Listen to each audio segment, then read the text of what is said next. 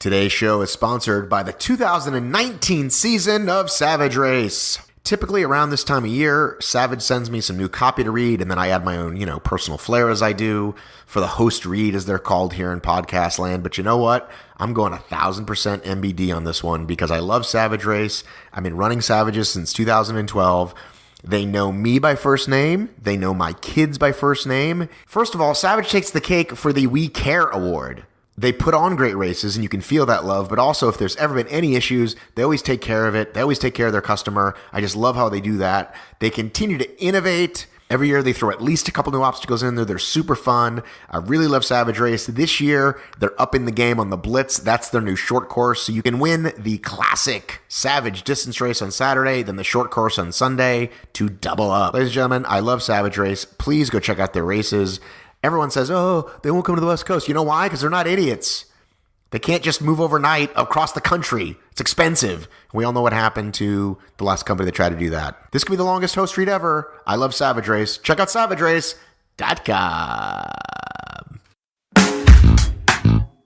Yeah! Get up! Welcome to the Obstacle Racing Media Podcast with Matt B. Davis. With over 300 episodes since 2012, Matt has produced the most consistent podcast in OCR. Each episode, Matt speaks with race directors, athletes, and industry insiders to bring you the most in-depth interviews and conversations in the world of obstacle racing, adventure runs, and ultra marathons. If you have small children nearby, now is the time to put on some headphones or send them off to watch Phineas and Ferb, as there are occasionally four-letter words, which are not bleeps. Now, here is your host. Now here is your goddamn host. Now here's your host, fucking Matt B. Davis.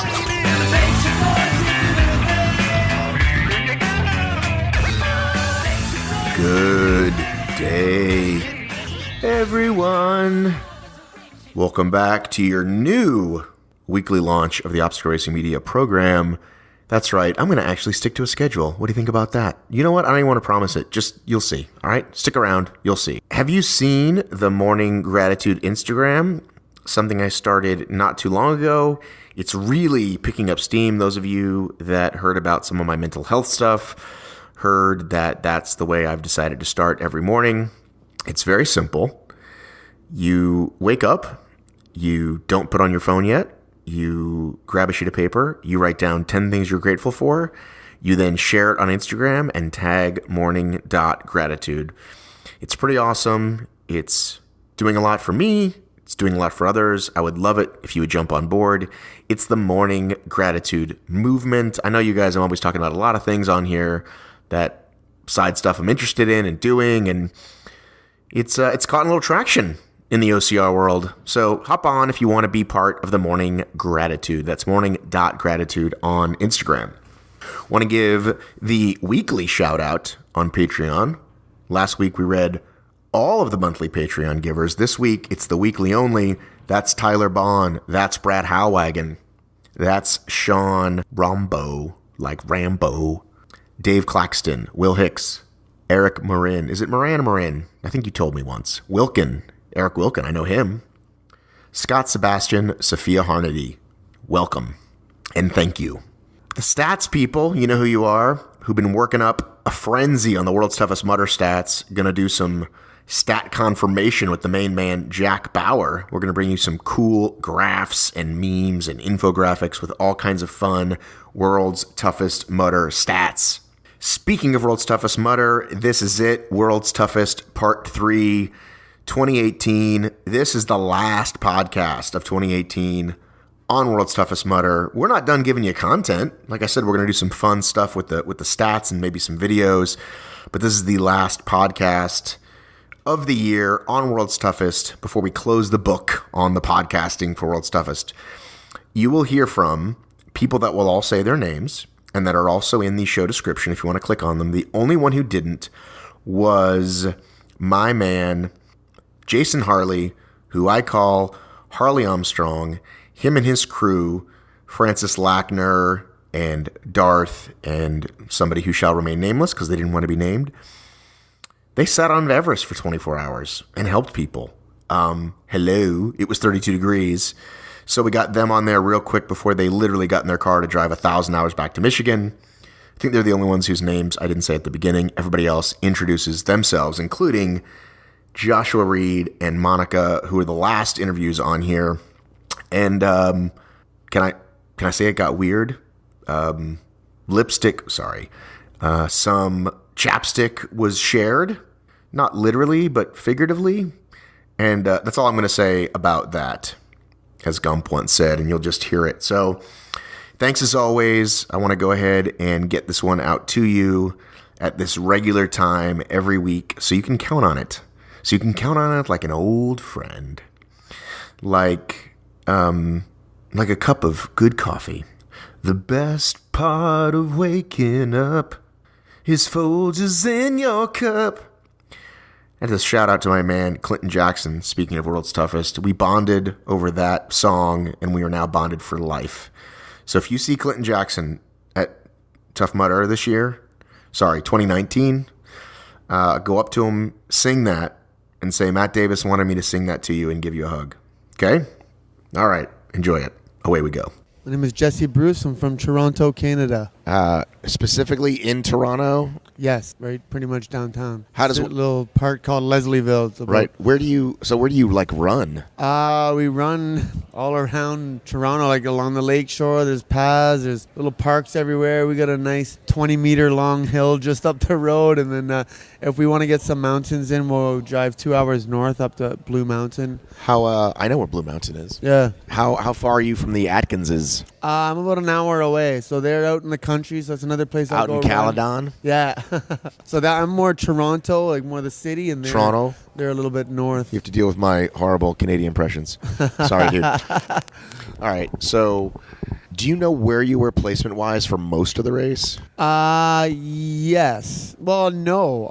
You know what? There was times where I was told I was in second, but I didn't realize, and I'm pretty sure Mendoza was an entire lap ahead of me. So really, I don't know. Wait a minute. How many miles did you finish with? 90. So I've been waiting to see the results and the lap times and whatnot to see exactly where. But I know I was in third. I don't know if you heard, but the tracking was, what's the word this year? Hot garbage. Oh yeah. No, I didn't. You know, people were messaging me. People were messaging me left and right, and I was like, we were trying to post just a picture of the leaderboard, which to me is always like kind of like the, well, duh, people are following at home. They know that. They usually want the stories, but apparently people couldn't even get the leaderboard to load. So oh really? It was bad. Yeah.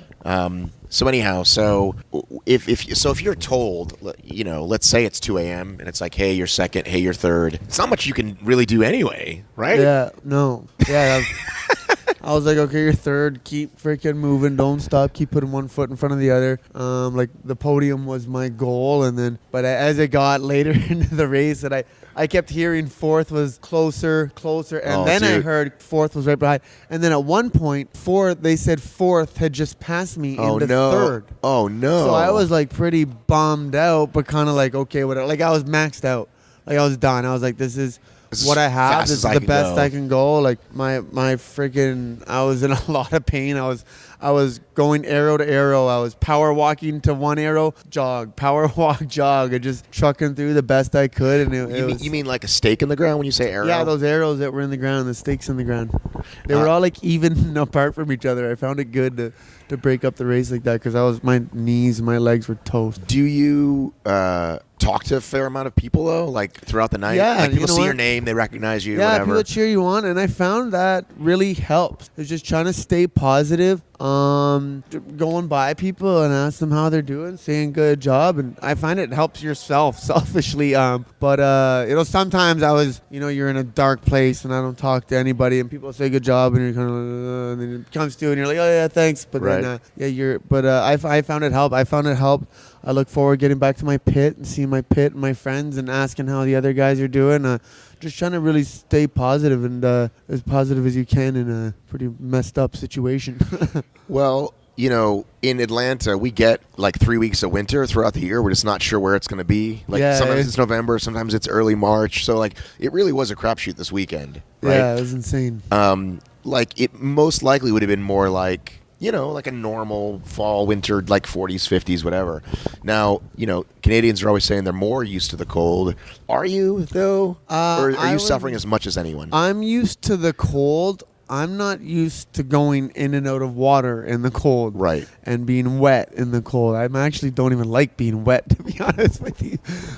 It's funny for an obstacle course racer, but yeah, I'm not used to that. In the winter, sure, you're outside running the clothes, but you're also wearing proper gear, and I'm not jumping in and out of the lake and water obstacles. So that was all new to me for sure. Was there any obstacle that you loved? I loved, I can't even think about the name, the rope one where you go down the inverted wall with the rope and then pull yourself up with Twin Peaks? on the other side. Yeah, Twin Peaks. I enjoyed that one, even though I slipped on it a couple times towards the end there. The cliff I didn't find bad. I skipped it a few times when it was really cold and I was in kind of a dark place, but then when it got nice out again, I feel like it would wake you up, though. Yeah, oh yeah, that's for sure. Yeah, it's still a pretty long swim, and you're in that water for a while. And so I was like, my thing was, I was like, okay, you have to just whatever right now, because it was getting really cold in the middle of the night there, late at night, and it's kind of tripping you out too when you see the grass is frozen and all the steam coming off everything. And I literally couldn't. I was having trouble seeing my footing going through a lot of places because of the steam coming from your breath. Like it was literally like I couldn't see. It was in a lot of places. So it was pretty epic. I'm like, frig, man. So, trying to avoid as much of that water as you can. Was there any obstacle that you hated? I couldn't do Funky Monkey once it got late. And, kudos to all those people I saw. There was a lot of people, well, not a lot, but there was a few people that still got it. I remember these two guys, it was probably in their 50s, and this guy champed through it at like 5 a.m. in the morning. I was like, there was no chance I was getting that obstacle late at night. So that one I wasn't looking forward to. No, other than that, I love Operation also. Operation Really? is my favorite. Why would you love that one? I don't know. It's just kind of fun. You get to stand there and you're feeding that big rod dude. I don't know. It's kind of fun to me. So did you choose the high voltage route? Yeah, it wasn't bad at all. I think everybody caught on and started. I would say 90% of people were doing it. Right. How many golden carabiners did you have? Just the one. Just the 25er? Yeah, I tried. I tried at the Funky Monkey and didn't even come close. My hands were pooch. So when did you use it? I used it at probably about 3 a.m. So my second or third lap after midnight. Right. Because I kind of made it. One of my biggest mistakes was I hammered a lap to get done to try to avoid the cliff, but I think I was working too hard. I put myself and then I had 15 from the pit to the cliff was opening. I had about 15 minutes, so I'm like, man, I don't want to jump off that. I want to jump off that cliff as little as possible. So I friggin' hightailed it to that thing and made it about a minute before it opened up. Nice. But I think it was a mistake. When I come back here next year, I'll just jump off. Right. So just for clarity, it's the stacks. Yeah, stacks. Sorry, because the cliff was Vegas. Yeah. Now, didn't you podium at OCRWC this year? Only the team. We won the team event at OCRWC. It was It was North American Championships. I got third in both the 5K and 15K. Or 3K and 15K. So I got to say, there aren't a lot of guys, right, other than maybe Ryan Atkins, I have to clarify which Ryan, that are able to do that. Well, yeah. Podium in a short course and a 24-hour race. That's one of my... I strive to be good at them all. I love the idea of being the all-around warrior. I love the idea of trying to, be your best at the short ones and a 24-hour. But nobody else is doing that. Like most people are like, "Hey, I'm going to be the stadium guy, or I'm going to be I'm going to focus on toughest series." Like, you know what I'm saying? That's pretty impressive. Yeah, thank you. Yeah, I like the challenge. He's so humble. Isn't it annoying? But by the way, tell people, since I just addressed them, we should tell people like who your camera crew is here. I have Renee and Mikey here with me, two of my best friends. These guys got me through that race. They were there. So wait a minute, they're your media crew and your pit crew? Yeah, they were there every single lap. Mikey here in the freezing cold all night was there, ready every time I came in. Walked with me up that first hill, was talking to me, seeing if I needed anything else. Like, it got me through that race. I wouldn't have been able to do it. It's like if you're doing this race, like, make sure your pit is a huge game, and make sure you have people, your best friends doing it, because there was some dark moments and some situations you got to be in where you need one a best friend. I remember even one guy I was talking to on the course, and his pit crew had left a note for him. Oh my God! And I was just like, oh my God! I was like I'm lucky these guys were there all night. So make sure you got a solid pit with your best friend. That's really horrible. Well. That's really horrible. I was stunned. I could not imagine coming back, especially in the cold, but I could not imagine coming back and seeing a note. I would be like, you motherfuckers. Yeah, I'd be freaking pissed. Our friendship would be over. Correct. So are you chilling out the rest of the year, or you got anything else? No, I'm going to probably take what looks to be about a month. Just chill and just work on my company, One Academy. And then I'm into then I get into what I call road racing season. So I'll do a marathon in May, half marathon in February. Then I want to join that 15-minute club in that 5K in March. So yeah, I go in Toronto. It's one thing you can do in the winter. I'm looking to join the 21-minute club on the 5K. Yeah, that's solid. No, seriously, like I've never been like a regular, like I got into running through this. Yeah. Right? Well, that's it. That's my theory is if you can be faster at a 5K and a marathon, you're going to be faster even at a 24-hour race. So like this year, I decided to like mix it up because I've done nothing but OCR for the last like 6 years. And I tell people like absolutely do it. Oh, 100%. It's a different mindset. It's a different community. Yeah. It's like for me to get like a sub 2 hour half was like, I'd never push myself that hard. Yeah. It hurt. Well, yeah, same thing. And I always say this, there ain't no pain like a 5K pain. Like really trying to it gets you ready. Like you get put in if you're working hard the way you should be, like it's it's a pretty tough place you put yourself in. Right. Well, I know that, Oh, there goes some type of blow up thing. I know that like street races, they kind of get a bad rap, and like I've said it too, like they all just put on their headphones and it's boring and they just go home afterwards. But I do think it's like for me, it's huge to mix it up. I had a great time. Yeah. And again, it's like changed up my training and everything else. Oh yeah. But let me ask you. So I was gonna let you plug One Academy anyway, but like as a coach, like you got to take a month off, or you just gonna be like, just like limping around and like coaching people, or because you got to kind of stay out there, right? Yeah, I'll be limping around for the next week for sure. But I have a solid team back at One Academy. Mike's actually a trainer at my gym. I have a solid team back there at home. I got 2 trainers teaching all the classes because 3 of our trainers are here. So I have my other friend Leo, who's a trainer, did the race also his first year. But I have a solid team, at solid membership base and community at the gym, so they're pretty easy to teach. And so that's one more thing too. I have all these races out of the way. I can really focus on the gym. Well, I think the first time I met you was at OCRWC, right? Didn't you win an award? The Humanitarian Award. Correct. I think were you the first recipient? Yeah. And I think I talked to you about like sobriety and mental health and all that stuff back then. So how's all that going? Good. I just celebrated 7 years back in August. That's good, and that's dude. I just got 19. I know, that's amazing. I was talking to you about that on Facebook not so long ago. Respect, man. It's nice to see. You meet a lot of people out in the OCR community in the struggle, in the fight. So it's always cool. It's always refreshing coming up and talking to people who've been through it. So can you just talk a little bit about, I don't know, just sort of like how that affects your training or your day-to-day mindset? For me, it's like, and I was thinking about it a lot yesterday during the race, you know what I mean? It was especially when I think about the people who are out there still struggling, the people I know, and I'm running for them, and just it's cool to see it goes. It was probably from 10 years ago to 25 years ago. I was hopeless. You know what I mean?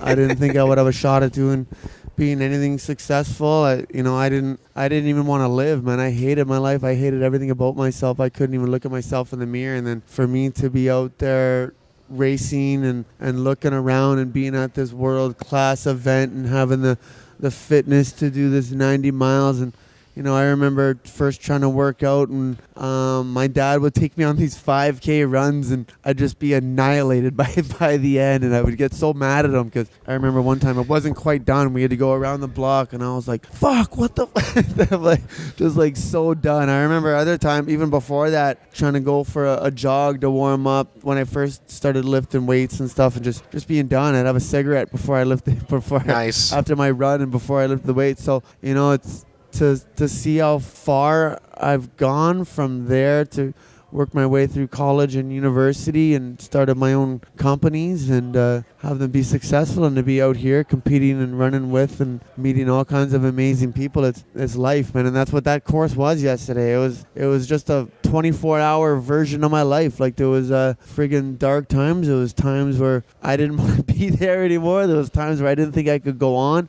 There was times I was in a dark place, but then there was also a lot of ups. And but it was, I feel like I can do, I feel like I can do anything, and I feel like anyone out there, no matter what you're struggling with, no matter what you're going through, no matter how bad your life is, how dark it is, how, you have potential to do amazing things. Everybody's got potential. Everybody has a shot to do, incredible things. Just get out there and freaking do it. You know what I mean? Congratulations, dude. Thank you. Good seeing you, buddy. You too. Always a pleasure. Hey, morning. Morning.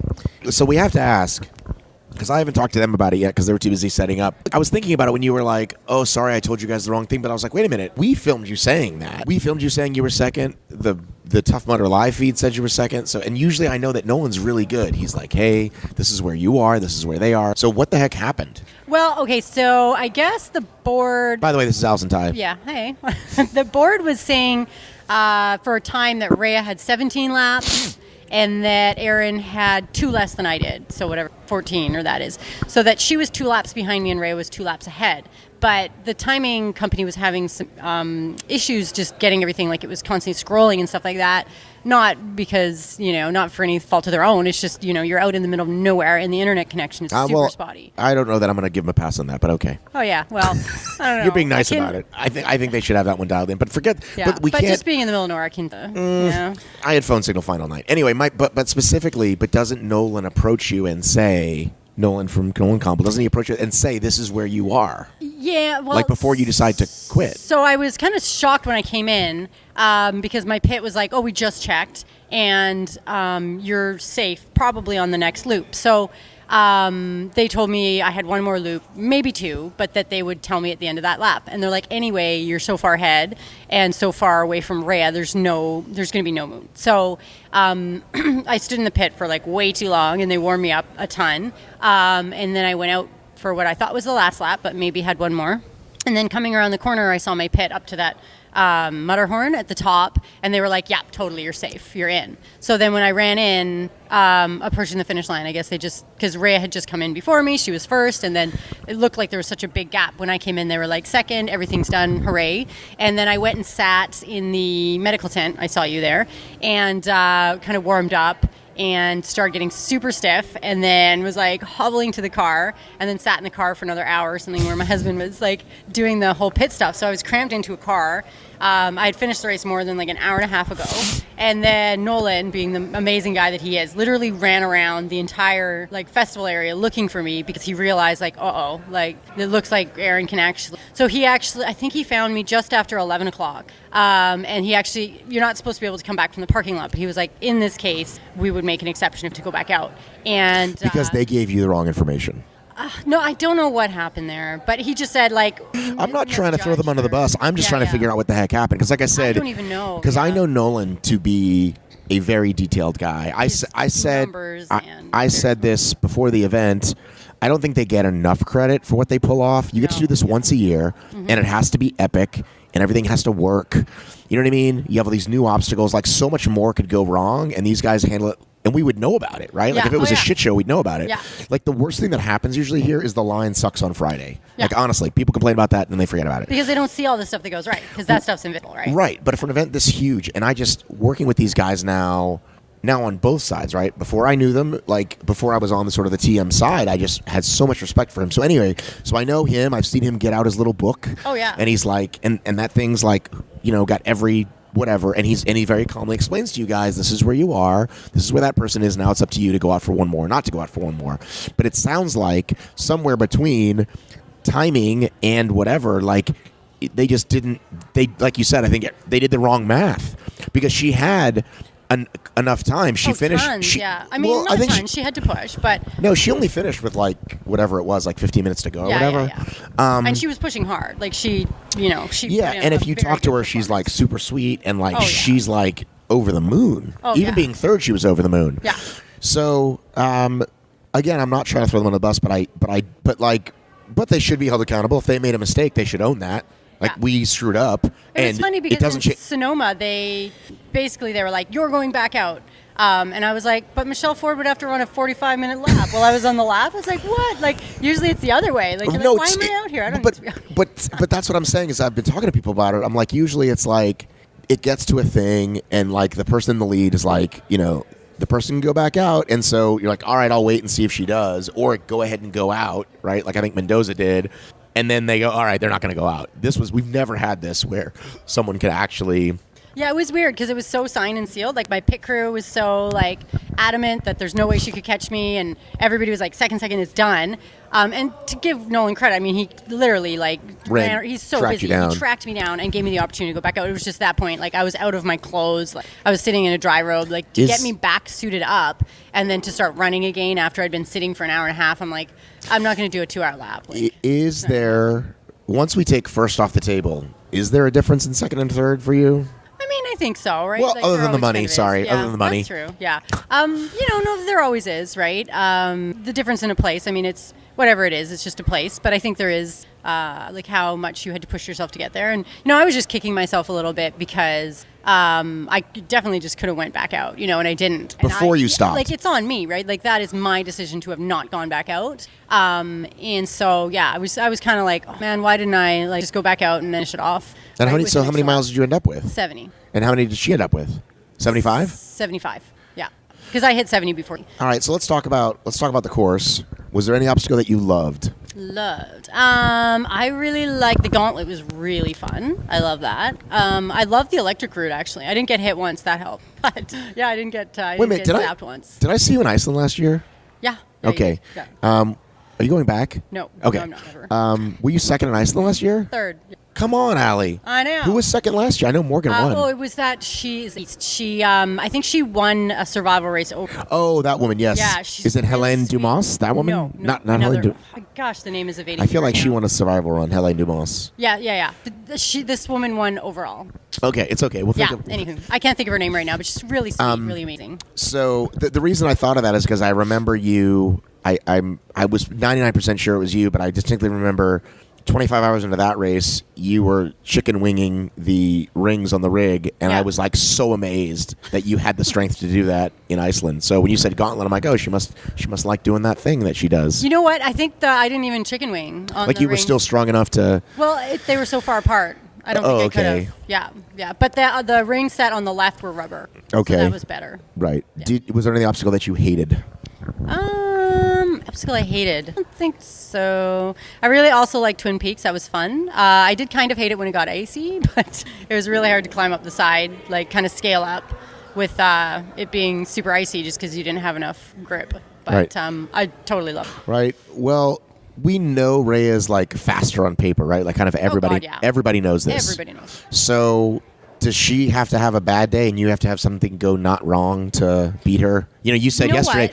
By the way, is that a fact? She's never lost an 8-hour race. Is that a fact? Yeah. Okay. Yeah. I just want to make sure. She's 8 hours over. She's never lost a race, as far as I know. Like, not an OCR race. Right. So how many toughest is that? Oh, God, she's done 3 tough now? And won them all. 4, and won them all, right. Commandingly. And, like, she's all, like, cute and pleasant. Adorable. Yeah. I know. Yeah. It's kind of a bummer. It's kind of like with you, right? Like, she's so sweet. You can't hate her for... Well, they're doing funny photos. She came up to my pit crew after her last lap there, and she was like, are they going to make me go back out? And my pit crew was like, no. And she was just like, dang. No, I think what a lot of people saw as her weakness, being cold weather, is clearly not... Like, she's shown that cold weather is not a weakness. It was freezing last, and she got cold at a time, but she just bounced right back. And I don't feel at this point she has any. It's pretty awesome. So I think I was just like super stoked for her to kind of like, you know, beat that dragon back and just kind of show the world that she really doesn't have any. She's just incredible. Well, it's kind of like, I feel like, you know, we looked to Amelia as like the only person, right? And now it's like, you know, a sport sticks around long enough, and it's like she's the new endurance queen, really. Yeah. And I'm really hoping Boone comes back next year and they can like duke it out. That's my goal. And you guys can all duke it out. We all want to see it because the women's field keeps getting so good. And like, unfortunately, Morgan had another bummer year, right? Although she was in second for a while. She passed me. We were running together for a while. Right. And then she dropped back, and I thought, you know, maybe she just had dropped back for a little bit. Like I didn't see her for a while. Right. And then I only found out later. Right. But then there's these other women like Alex Walker. Like it was her first one, and I think she was 4th or 5th, which isn't horrible your first time out. Hell no. Right. Going against you guys who have been doing it for years and years. And with the endurance, it is a years and years thing. You know what I mean? Right. It's not, Right. Yeah. Like with the like fast, short, sharp stuff, you can get there pretty quick. With endurance, it literally takes years to be able to like build the knowledge base and the mentality and the, you know, the endurance. The endurance foundation takes so long to build. They say it's like 7 years to peak out, and that's why you'll see a lot of older endurance athletes. It's because it just takes that long to be able to build that kind of foundation. And then there's a whole mental. Well, the mental piece is huge. Well, this is great because I'm like, you know, I didn't start running until I was 40, so I'm like almost getting there to where I can. Yeah, almost peak Matt. See how it looks. Right. Yeah. Right. So not going back to Iceland, you went all the way to Australia this year. Oh, man, that was fun. And you won both of those things, right? Yeah. So I did Toughest Australia, and then I realized 3 weeks later they had that OCR 24 enduro. And so it was kind of nice because it's like an 8-hour, and then you get 3 weeks to kind of like recover. How does one move their life though for like 3 weeks though? That's a lot because you have a family. Yeah. Well, I brought them, and then we rented a camper van and toured around the coast. We met a lot of friends at Tough Mudder, so we hung out with them. It was really fun. Yeah. Yeah. So just chill out the rest of the year?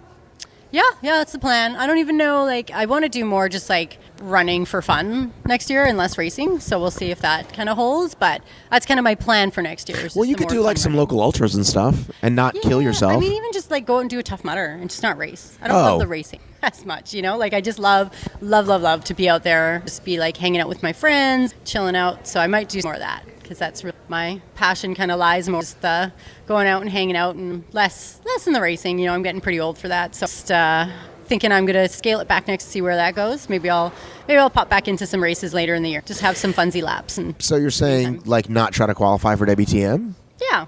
I mean, I might. One race later on. My plan is more just to do the Tough Mudder fun laps. Okay. Yeah.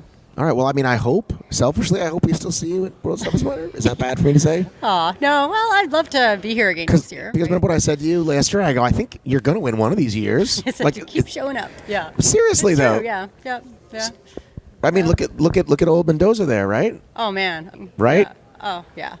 He puts in it's awesome to see that guy. These people, I mean, I hate to make excuses, but they're young. They don't have any damn kids. Just get out there and train all the time. That's true. But you can't make excuses. Yeah. Right? Yeah. But, you know, I think because I have done so many years consistently, I don't have the ability to overtrain because I have 2 kids. You know, you see these people out in the mountains for like 8 hours a day, and I'm like, oh, well, that's not going to happen, right? Right. So I can't overtrain. So it's more like my success, I think, in the endurance sports is just that I've been doing it for so dang long. And I've had consistency because I haven't had the ins and I haven't had the burnout and I haven't had the overtraining because of my kids, right? So I think it's kind of a double-edged sword that it kind of reduces my ability to train, but at the same time, it keeps me healthy enough to have that consistency. All right, so real quick, let you go on this. Last night, I'm doing your thing, and like there's Allison. I'm going to tag her, and I start typing in yo.m. I'm like, what happened? Oh, I switched my name to just my actual. Allison TC 13547. It's Allison Ty and then AT, so it's Allison Ty because Allison Ty was missing because there's other of me. There's nobody else. Right, but like that kind of had be like, what's wrong with you? Mama's so fit. Should I go back there? I don't know. It's a nice. Everybody's like, you should start using your name, and I'm like, all right, I'll start using. But it is. I think there are probably lots of famous runners that like they have a thing and people know. Like anyway. Okay, well if that's your advice, maybe I'll just go back there and be like, Matthew Davis said. I could use Yo Mama still. Well, first of all, it's clever, and it's just like everybody knows. Everybody. It's not. Anyway. All right. I'm going to stop talking. My name's Erin Rost. I live in Boston, Massachusetts. But I'm originally from Sacramento, California. Okay. How long you been in Boston? 4 years. And where in Boston do you reside? Arlington. Okay. Allington? Arlington. Right. That's what they say. I'm from Boston, so. Okay. Yeah, I'm stationed in Boston. Okay. Yeah. And what do you do for work-ish? I'm in the Air Force. Okay. I'm an operations flight commander for the 319th Recruiting Squadron. Which means what? I help people get in the Air Force. Okay. Yeah. Would I make a good candidate? The age thing might be an issue, but I think athletically you'd be great. Yeah. What age do you stop letting people in? Don't quote me on this. What age do they stop letting people in the Air Force? Right? Okay, so I am 46. So I just missed it. Yeah, I just missed it. Did you watch Air Force recruiting videos when you were a child? I did. So my dad was in the Air Force, and he's the one who inspired me to be in the Air Force. Yeah, my stepdad was in the Navy for like 25 years. I mean, my real dad was in like Korea. That's how old my dad is. Yeah. My dad's 40 years older than me. I'm not really the military type. Yeah. I'm a little too much of a don't like listening to anybody, I think. Yeah. Whatever that phrase is. Doesn't take direction. Well, I don't take know. orders. Yeah, Something that would like be a disqualifier. So yesterday, you said you were like having an out-of-body experience. Yeah, I was. Have you come back to your body somewhat? You do look different. You literally do look different than. Yeah. So like, have you come back to Earth? Yeah. Did you look at him last night? Like, what the hell just happened? To be honest, I feel like I'm still kind of in a dream because I really didn't even know I was in contention for anything until like 9 o'clock yesterday morning. I was just trying to race my best race. I was just trying to push myself. And what was your mileage goal? So my mileage goal, I've been training for 75, and then when I found out about the weather, I was like, I think 65 will be a good goal for me. And then going into that, I was like, yeah, I think I'm going to get 65. When I found out that I was in contention, I just finished mile 60, and I was going to change and then try to get one more lap in to get 65. That was my goal. And then everything changed when I realized there was a chance I could be in third place. Well, it was funny because I happened to catch you. Yeah. Like, we're literally just catching random people up the hill. We're just trying to get good quotes, whatever. And you were like, oh, we saw you at a leader bib. And you were like, I don't know what happened, but I think I'm in third. And you just did, what's the name of that obstacle? I forgot what the name of that obstacle is. The crawl one? No. Crawling through some water and blah, blah, blah. There's someone involved somewhere, probably. And so then we keep hearing this name. Yeah. We were saying Ross. We weren't sure how to say it. Yeah. And we kept hearing it, and it was like, oh, her. Like, we totally saw her. Yeah. So, so you said, like, you had already been, like, you knew who Allison was, you knew who Rhea was. Like, have you been watching videos on YouTube, like the Spartan series? Like, well, I think everybody, if you're in obstacle course racing, of course, you know who Allison Ty is, you know who Rhea Coble is. But not every, I don't know, some people don't. Yeah, Lindsay Webster, all those people. And they're people, I follow them on Instagram. I listen to them on all the podcasts. They teach you a lot, and you learn a lot about how to race. And especially if you're not, this is my first year, like, seriously racing. So, following them, trying to emulate how they train is what I was doing. So, which is what was your specific training for this race? Kind of a little bit of everything. I'm not a big runner, which is like kind of like so counterintuitive in obstacle course racing. I'm more of I have a bodybuilding background, and I recently got into running, like this long distance running. So learning about how much to run each day and stuff like that is what I learned from them. My wife recently started bodybuilding. Well, now it's been like 2 years actually. And she went from, like, I always say, like, I went from, like, a regular sort of softball playing dad into this. And in the last 2 years, she went from, like, a regular, like, treadmill mom. Yeah. And now she's, like, super buff. That's great. It also means I eat super clean, which is the reason people are like, Matt, you look great. I'm like, I eat what my wife cooks. Yeah. So were you competing, or you just wanted to just lift heavy stuff? So I did compete a few years ago. I haven't competed since then, but the diet, bodybuilding really taught me diet and how important that is. Right. And I used that when I was training for this race. It's obviously a lot different. Your diet for this is a little different than how you diet for bodybuilding. What's your max deadlift, bro? What's my so I don't do deadlift maxes, but my max bench is like 175, I think. What do you squat, bro? Tell us who's with us, by the way, because I'm half addressing. Oh, sorry. So my boyfriend's with me. He was in my pit crew. He's an Air Force doctor, and he was the best last night. He saved the You were day. legit, like, you're an MD? Yeah. Okay, that's awesome. Yeah. So I got to get a picture of you guys because you have these awesome... That was your mom I met last night? Yeah, that was my mom. I first saw her jacket. They have these sweet pit crew jackets. Like, people do that. They make fun stuff. But these are, like, really well done. Yeah. Like, they look like a legit pit crew. He did this for my birthday. On one side, there's a gas thing as if, they got a wrench. Yeah. They got a contender. Where did you qualify? Tough Mudder South in May. Wait a minute. Are you not an elite contender? I'm not an elite contender. You know what that means? What? Oh, it just means you can't win the bonus, but you can still win the money, right? Yeah. Okay, phew. I don't even know. I don't no, because know. last year there was a whole thing Yeah. for Rhea. It was like, oh, well, nobody's going to be a contender but not an elite contender, but she wasn't. She hadn't done whatever. So Yeah. had she gotten 100 miles, she would not have gotten Yeah, I remember that. the 100,000 bonus. Yeah. But you still win the money, which is, do we look it up? How much is it? That's it? It goes from 10 to 4? Crazy. That's bullshit. What does third place win? A sandwich? It's an honor. But you're an American, right? Yes. I was going to say, because I was after Justin for Canada. So I don't even know, like, the Canadians seem to always kill everything, right?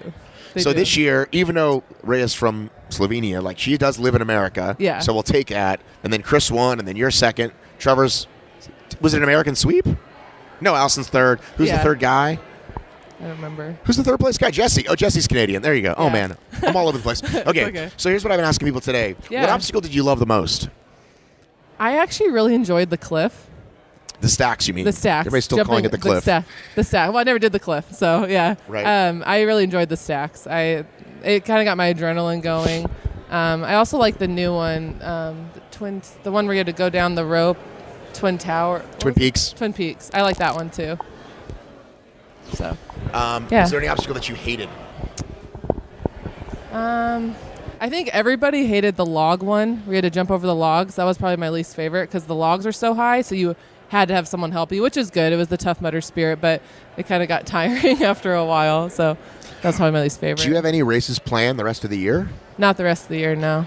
What do you, like, this is kind of a big deal, right? You're talking to me, Will Hicks, right? Two of the giants, right? Yeah. Totally. I feel honored to be talking to you, so. And then CBS next. Yeah. So is anything going to change for you? Like, I honestly, I love these races. I love training for them, and I love doing them. And I was actually telling them last night, I mean, it's not about winning. It's just, like, about doing my best. And, like, yesterday was, like, my best I could have done. And that's how I'm going to go into all these races. So. But will you be like, all right, I'm going to try to get off, get my schedule to work to, like, do more of the toughest? Definitely. I heard they're going to do maybe some more daytime toughest. Like, do you want to try to, like, do the circuit, as it were? None of us know the schedule as we're sitting here. Hopefully maybe today we will. Yeah. I'd like to know as much as anybody. Will you do more of them? Yeah, my goal was always to get really serious about them next year. This was, like, my first year competing, really. And next year I really want to get serious about them. So, yeah, I see myself doing a lot more next year. You can go for the dirty 50 next year. First year, you just get the 50. Will said he feels like the only podcaster without one. Yeah. Oh. But he is the first. So I told him he's the first OCR podcaster to win money. No, that's Evan. Oh, that's technically Evan. Yeah. But he is the first to get money and over 100 episodes. Yes. Because I don't think Evan has 100 episodes. No, I don't think so. You look pretty good, by the way. I feel pretty good. My ankle. My How right can you not ankle, talk my close right to the knee. microphone? I should never ever tell a podcaster to talk closer to the microphone. Any closer and this would be down my throat. Okay. I'm plenty loud. Okay.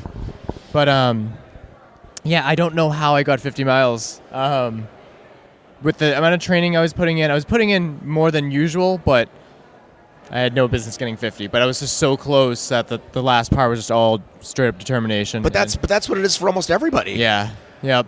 Definitely sore everywhere. That's and like the muscle soreness I'm totally used to. I'm fine with that. But like the knee pain and stuff, I'm like that can go away. So I took some Advil or something. But yeah. Is there any obstacle that you loved? Okay, so you asked me this last night and my mind wasn't working properly. So I really liked Twin Peaks.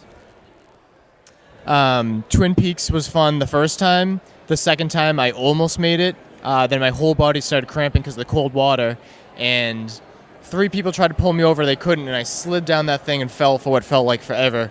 But that was a really cool, unique obstacle where you like rappel down, you do a fucking split, and you go right back up. Unique, and I had a good time with that one.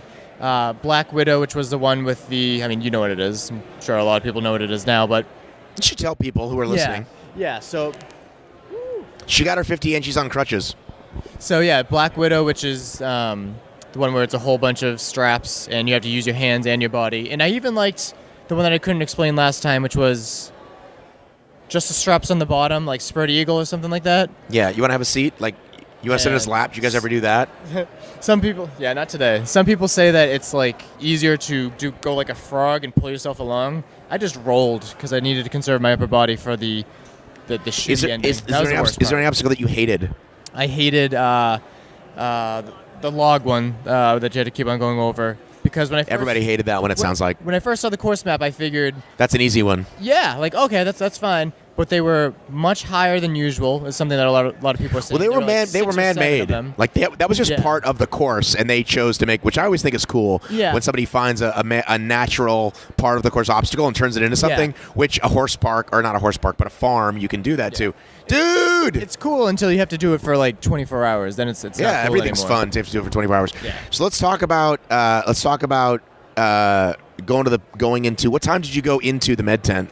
Caitlin would know. So I just went approximately. I went in. This isn't a science show. That was actually the second time I went in, because the first time I went in, there's a part where there's a really steep descent, and I was like trying to like go from each tree to each tree, because if you fall, you're going to go right into the water at the bottom.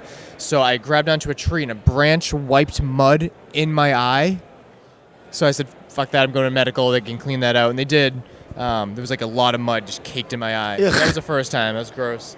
Then the second time when my hands, they're still not 100%, but they were much, much bigger. So what time? That was around 6:45 in the morning. Yeah. So that's where I'm like, I don't know what to do with these hands, because even Happy Ending, which wasn't really Happy Ending because it didn't have the slide, but I love those slip wall kind of obstacles. They're my favorite in the sport. I had trouble doing that because my hands were so fat.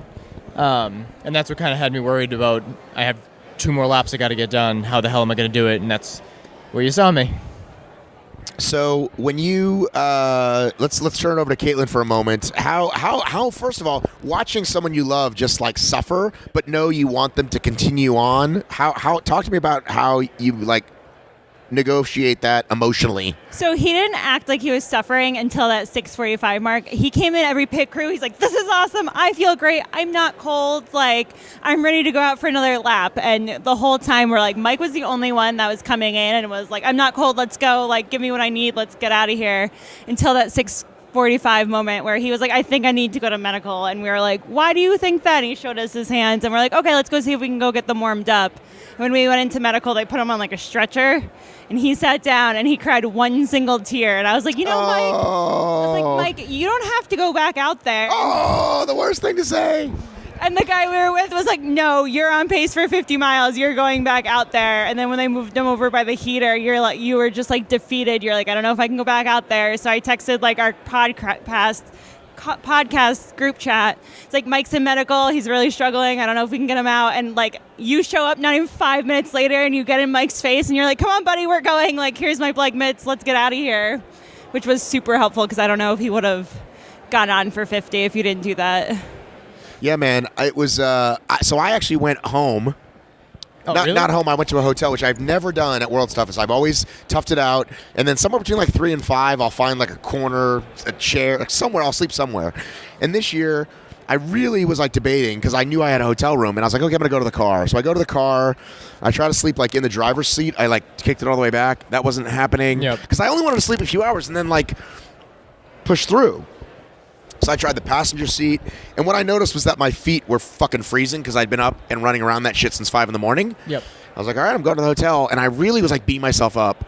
But when I went back to the course at 6 in the morning and I started talking to people, like I instantly just got right back into it. And everybody that was there was like, "You didn't miss anything. It's been freezing. It's a ghost town." It was really, really cold. So cold. So Jason ended up going into the tent and sleeping for a little bit. So his pit crew went to their cars to like warm up and sleep in the cars. And I was like, I can't do that. If Mike comes back and see Jason sleeping in a tent, like that's gonna like mentally mess him up. Right. So I had my dry robe on. I had a sleeping bag on from like waist down. And then I had Mike's dry robe over my feet. My feet were up in the air. I was so cold. I slept for maybe 20 minutes. I woke up. The dry robes were covered in frost. Dry robe. What does she call? Keep saying dry rub. It means something completely different. Dry rub? It's like what you put on. It's like what you put on a steak. Yeah. Get your mind out of the gutter. Oh, Mike's thinking like a dry rub. Okay. Will just got R-rated. Will Hicks just walked by. Will, by the way, you lost. What happened? Like you were here and now they're all gone. There's second place. They want to be on my show. They're not going anywhere. Okay, what about Allison? I can't go anywhere fast, so. I'm not allowed to have Allison on my show. Mendoza has banned it. I was hoping he'd be a benevolent king, but he's not. But he's not your sponsored athlete. Trevor is. Not Trevor. Tyler. Tyler is. Now you need the sticker back. Did he even make extended podium? Did he make fifth? You backed the wrong horse. By the way, who predicted both winners? And it's on Facebook forever. They said who's going to win. I said Chris is going to ride toughest NorCal, and Ray is going to repeat. Just want to say. Did you? I mean, it's not. By the way, this is not like, oh my God. Like everybody picked some of the. Like everybody was saying one of those two, but I picked both. Well, of course not. But I'm saying. Did you say Will made extended podium? I did. We already discussed that. So now he just sees his 50-mile bib. I would pit for you. OCR podcaster without a 50-mile bib, I'm pretty sure. OCR Talk, Jason Dupree has one. Two. He has two of them. You got to point the mic that way. You can't hear him otherwise. I'm the only OCR podcaster without a 50-mile bib. Mike Stefano just earned his. Jason Dupree of OCR Talk has his. Heather Bodie, Overcome and Run, has hers. Benny Gifford doesn't have one. Is Benny Gifford? Does he? Hunter McIntyre doesn't have one. Hunter McIntyre does have one. A 50-mile bib? Oh, he does. Yeah, well, of course. 2014, you're right. But does he have a podcast? Yeah, okay, he has a podcast too. Did the Brociar guy get 50? We made up, by the way. I apologize to you and Brociar are good? Well, one of them. What he said was, I saw Jacob. This is good. This is all good. This is all good for the podcast. I know some people don't. Mike, I don't need to hijack Mike's interview. Okay, go back to him. But you want to hear this. So I see Jacob standing by Bubbles. And I'm like, well, if anybody can, bring peace between the races, it's a fucking clown. Yeah. He's awesome. So I go, listen, Jacob. Can we just whatever? Can we squash whatever? He's like, listen, for the record, I didn't say anything bad about you. You need to talk to Bill. I don't know either of them, so. And I was like, that's actually a really good point because, my family, calling out my family on my podcast, they'll never listen to this. They pull that shit, that triangulation. I heard your sister said X or Y. Hey, you got a beef? So great point. I said, so I don't want to. I'll wait till I see him at a race. I don't want to do it over text. I don't want to do it over phone. But if I see him, I'll approach him, and then he'll either accept my apology or he won't. Yep. But yeah, let's just move on. It doesn't mean I'm going to be fans of their show, but you know what I mean. I don't have to love them as whatever. But I cannot actively hate somebody. Yeah. Especially since I'm into this whole gratitude. I'm into this whole gratitude movement right now. Absolutely. Right. I'm all about the gratitude. That's fair. We won't be too much longer. But I do want to talk more about the cold, though. Because you were saying that your feet were cold. Will Hicks is wearing low-slung jeans like a rapper. Or his butt's really low.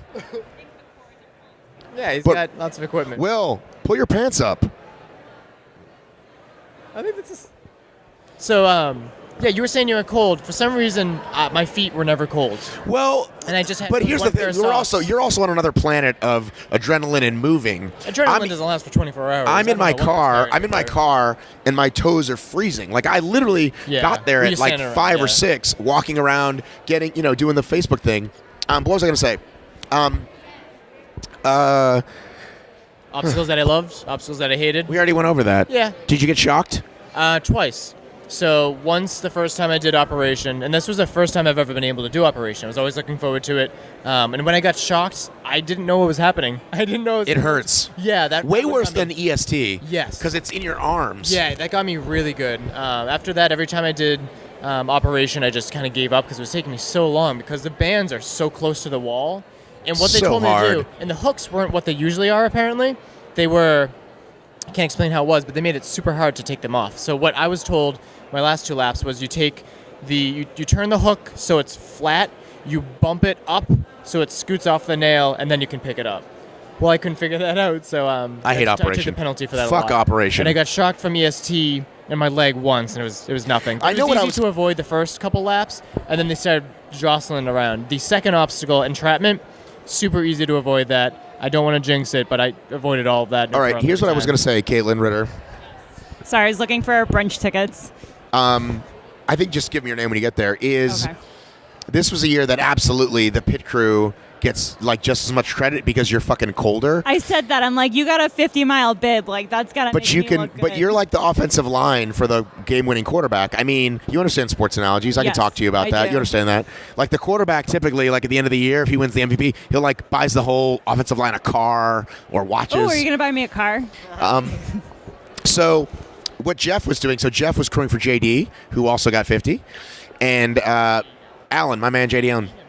Oh my God, he's awesome. He's not coming to here because he's in so much pain, but he said he's going to come to the Krog Street Market thing later. You guys going to that? Or are you Yeah, flying we back? are. Okay, I'll see you there too. He said that Jeff would get him what he need, then sprint back to his car, sitting there with the heat on, cranked, and then come back like an hour and a half, 2 hours later, and like. Feels like that's even worse because at least when you're cold, you're kind of used to it. But like if you're constantly warming up, getting cold, warming up, getting Yeah, I wouldn't have done that strategy either. But I'm just saying that pit crew gets 5 stars. I froze my bum off. And when that sun came up, it was just like, I thawed out. I was good to go. All right, you should give him your thing. Do you guys think maybe you need a tagline? Because everybody yells 5 stars at will, or people sing Kristopher Mendoza songs. Do you think you need a tagline? I think the beat of our drummer. Do you have a tagline for us? No, I'm just saying it usually should come organically. You know what I mean? It should just black and orange. Got to keep it black and orange. Got to keep it black and orange. That's a good one. Yeah. But are people going to say that in the middle of the night? I don't know. Probably not. I mean, what do we do? What are we doing today? I am wearing my toe socks. They're kind of comfortable. And I don't think I could put compression socks on my feet right now. So Listen, guys, a lot of people talk to us. McDonald's, Coca-Cola, Delta, fuck all those people. They don't believe in what we believe in. So here's my plug for Mudgear socks. By the way, I love that you guys used to try to make it somewhat. Now you're just like, all right, let's talk about socks, and then you cut to it. Yeah, sometimes. Why don't you just at this point? Why don't you just do a live read? Because if you have to stop to edit it anyway, like if you're not going to play it in the front like I do, which is fine, yours is probably the better way to do it. Why not just quickly say 2 things about it, which you can remember? Oh, Will Hicks, Will, yeah. You're dragging shit. Get a picture of that for the story. Just go pick it up for him. It must be important because he was dragging his mics and stuff everywhere. Even the little microphone condom fell off. What? But when you guys are talking, you're talking in front of a computer screen. Yeah. So why not just have it in your notes to talk about? Because you guys clearly do like a back and forth. Yeah, Caitlin, what do we have with our next? notes, Caitlin, what do we have next? And we've got the Sticking Up Your Butt 5K, and then Jay and Bob are doing the Marathon Up Your Butt, and then so we and then you're like, what about that thing over there? Yeah. Okay. Wow. Oh wow. Who called you? Oh wow. And Clifford. Ann Clifford! I don't want to say this, but Ann Clifford, who will later listen to this podcast, looks like death warmed over. She looks like she gave it her all. The name sounds wicked familiar. Because I talk about her all the time. Okay. She's a friend of the show. We just learned that Trevor was in urgent care. If you saw that video, did you see the video of Trevor flopping around like a piece of meat? What? Where? I mean, it's really the 2-minute video that they put together about how the lead changed. Yeah, I haven't seen anything yet. First of all, I'm in it, so it's great. Yes. But Trevor is like literally like flopping around. Like wait, if it wasn't he's for running? No, like trying to do like an obstacle. Here comes Will's $2,000 a day photographer, Jack Goris. Oh. He's expensive. I can't afford him. The one with the backpack? Hey, do you want an ORM sticker? Hey, Ann, do you want an ORM sticker? Okay, I just saw how happy you were to get. Okay, we're really devolving here. This is supposed to be the Mike and I Caitlin thought I was show. going to have to bring Mike to urgent care. Hey, I'm time? talking. I thought I was going to have to bring Mike to urgent care last night. He had stomach cramps that made him look like he was in labor. They weren't stomach. Oh, they were cramps. So my stomach was cramping. So it started once I took some medication that I didn't think I should have been taking. But once I went through that hydrophobia, simple obstacle. For some reason, the water didn't even feel that cold, but it made my belly cramp. And you know when you like cramp something, you just have to extend it? You can't extend your belly. What the fuck do you do with your belly? Before, like the worst cramp is like, have you ever had a throat cramp? Debilitating. I wouldn't wish that upon anyone. It's really bad, but yeah, belly cramps. And it was to the point where I would like scream, and she was like, wasn't sure if it was my belly or my chafing, which still has to be all patched up. Yeah. So Did you not lube up heavy enough? I lubed up pretty heavy, but I think I missed a spot. And can't miss spots. Yeah. Can't miss spots. Got to lube like crazy. But I have like scars from chafing from other races, so That's this really adds to it. It's bad. It's number one. It's number one. You got to go heavy feet, heavy other areas, heavy boobs. You just got to go nuts. Yeah. I didn't chafe anywhere else except for my neck a little bit because of my hood. I didn't wear it the whole time, so it was kind of like hanging there a bit.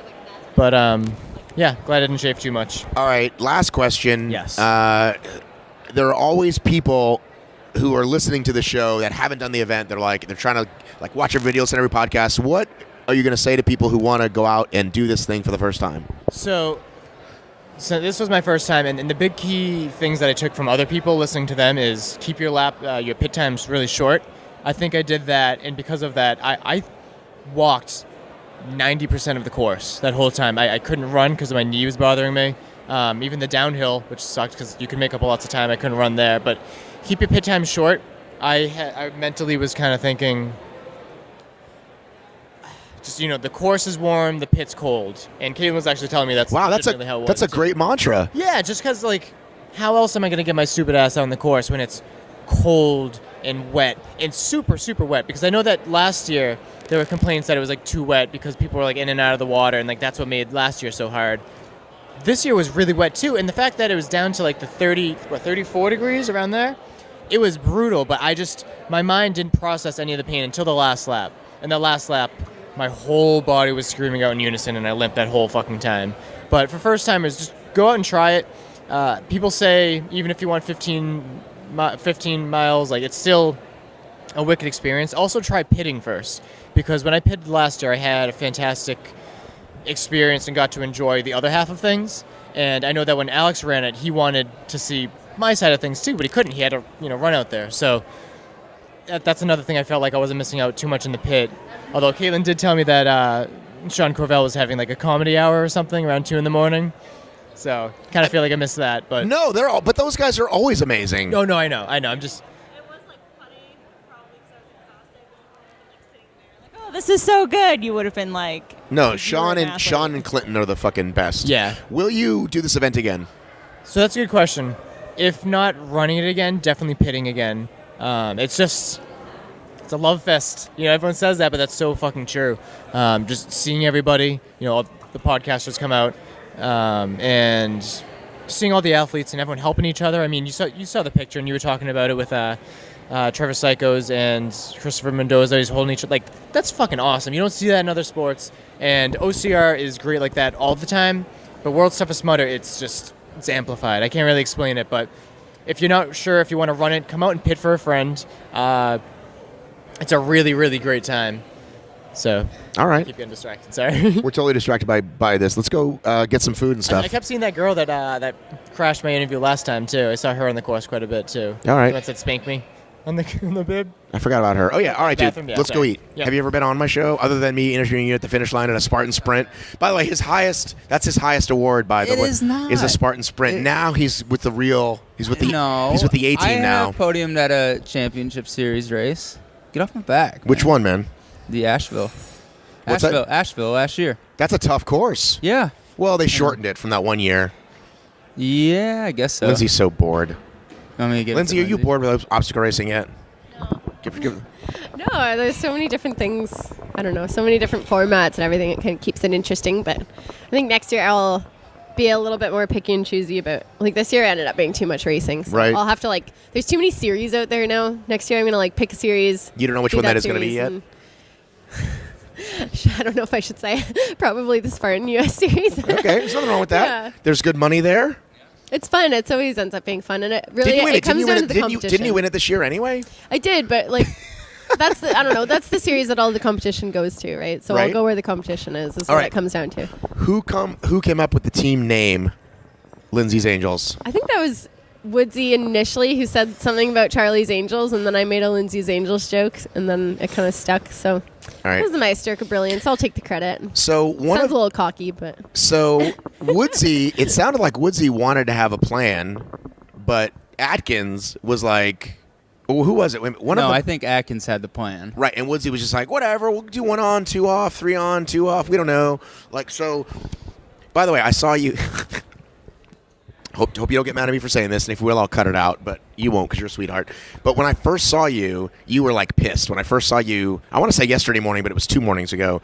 Like apparently the plan of meeting up at the pit did not work out how you thought because you were like, we're about to start, man. Like, what's going on? Do you remember that? You were very annoyed. No, I was annoyed because, I mean, they always call you in before the event. They call you into, like, the start line area at about 11 o'clock, an hour before the event starts. But Ryan and I didn't get a rental car this year, because they're so expensive. But in hindsight, it was a mistake. We sent our stuff with somebody else, and it was like 15 minutes from when we had to be in the start corral, and we didn't have any of our bags. I didn't have a pair of shoes to wear. Like, I had nothing. Like, nothing was ready. So I was freaking out a bit. I was just like, yeah, I was annoyed. Okay, so then what was the plan? Well, first of all, to be ready for the start. Okay, so after that, what was the plan? Who was going to run with who? How many laps on? How many laps off? I don't know. We were going to do singles, I guess, for the first bit until we got into wetsuits, and then we were going to start doing 2 laps at a time. But mostly the plan was just to go with it, because I kind of think the whole thing goes to shit anyway. Like, sorry, is that a bad word? It's my show. Are you going to have to beat that? We say a lot of bad words. Well, so I did the relay last year, and the plan that we had last year was the singles during the daylight, and when we were out of wetsuit, do singles because that seems to work better. Doubles or singles? Singles. And then once you're in a wetsuit, doubles work better because, you're getting in and out of a wetsuit, cold wetsuit.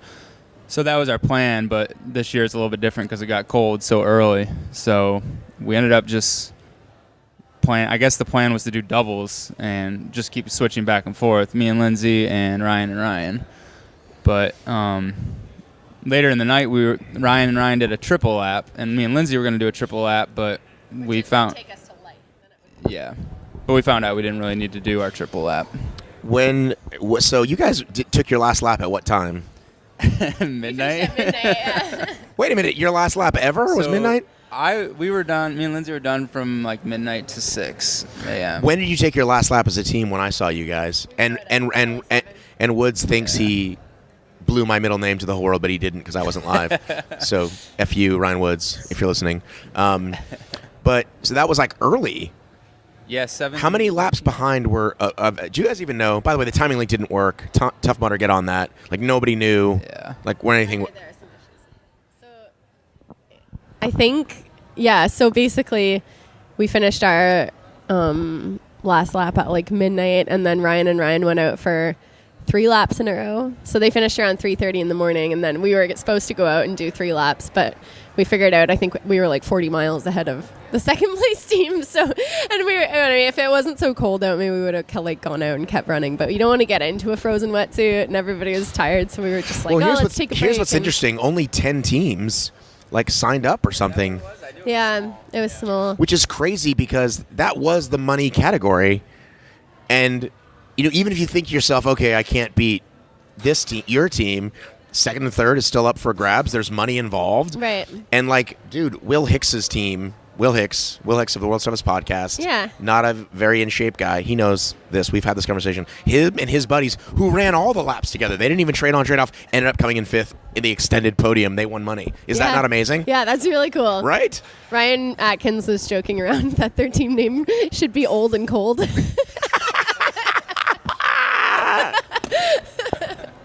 Love you, Will. That's amazing. But yeah, so I think we actually wanted to run more, but then our pit crew never woke us up, so we ended up sleeping till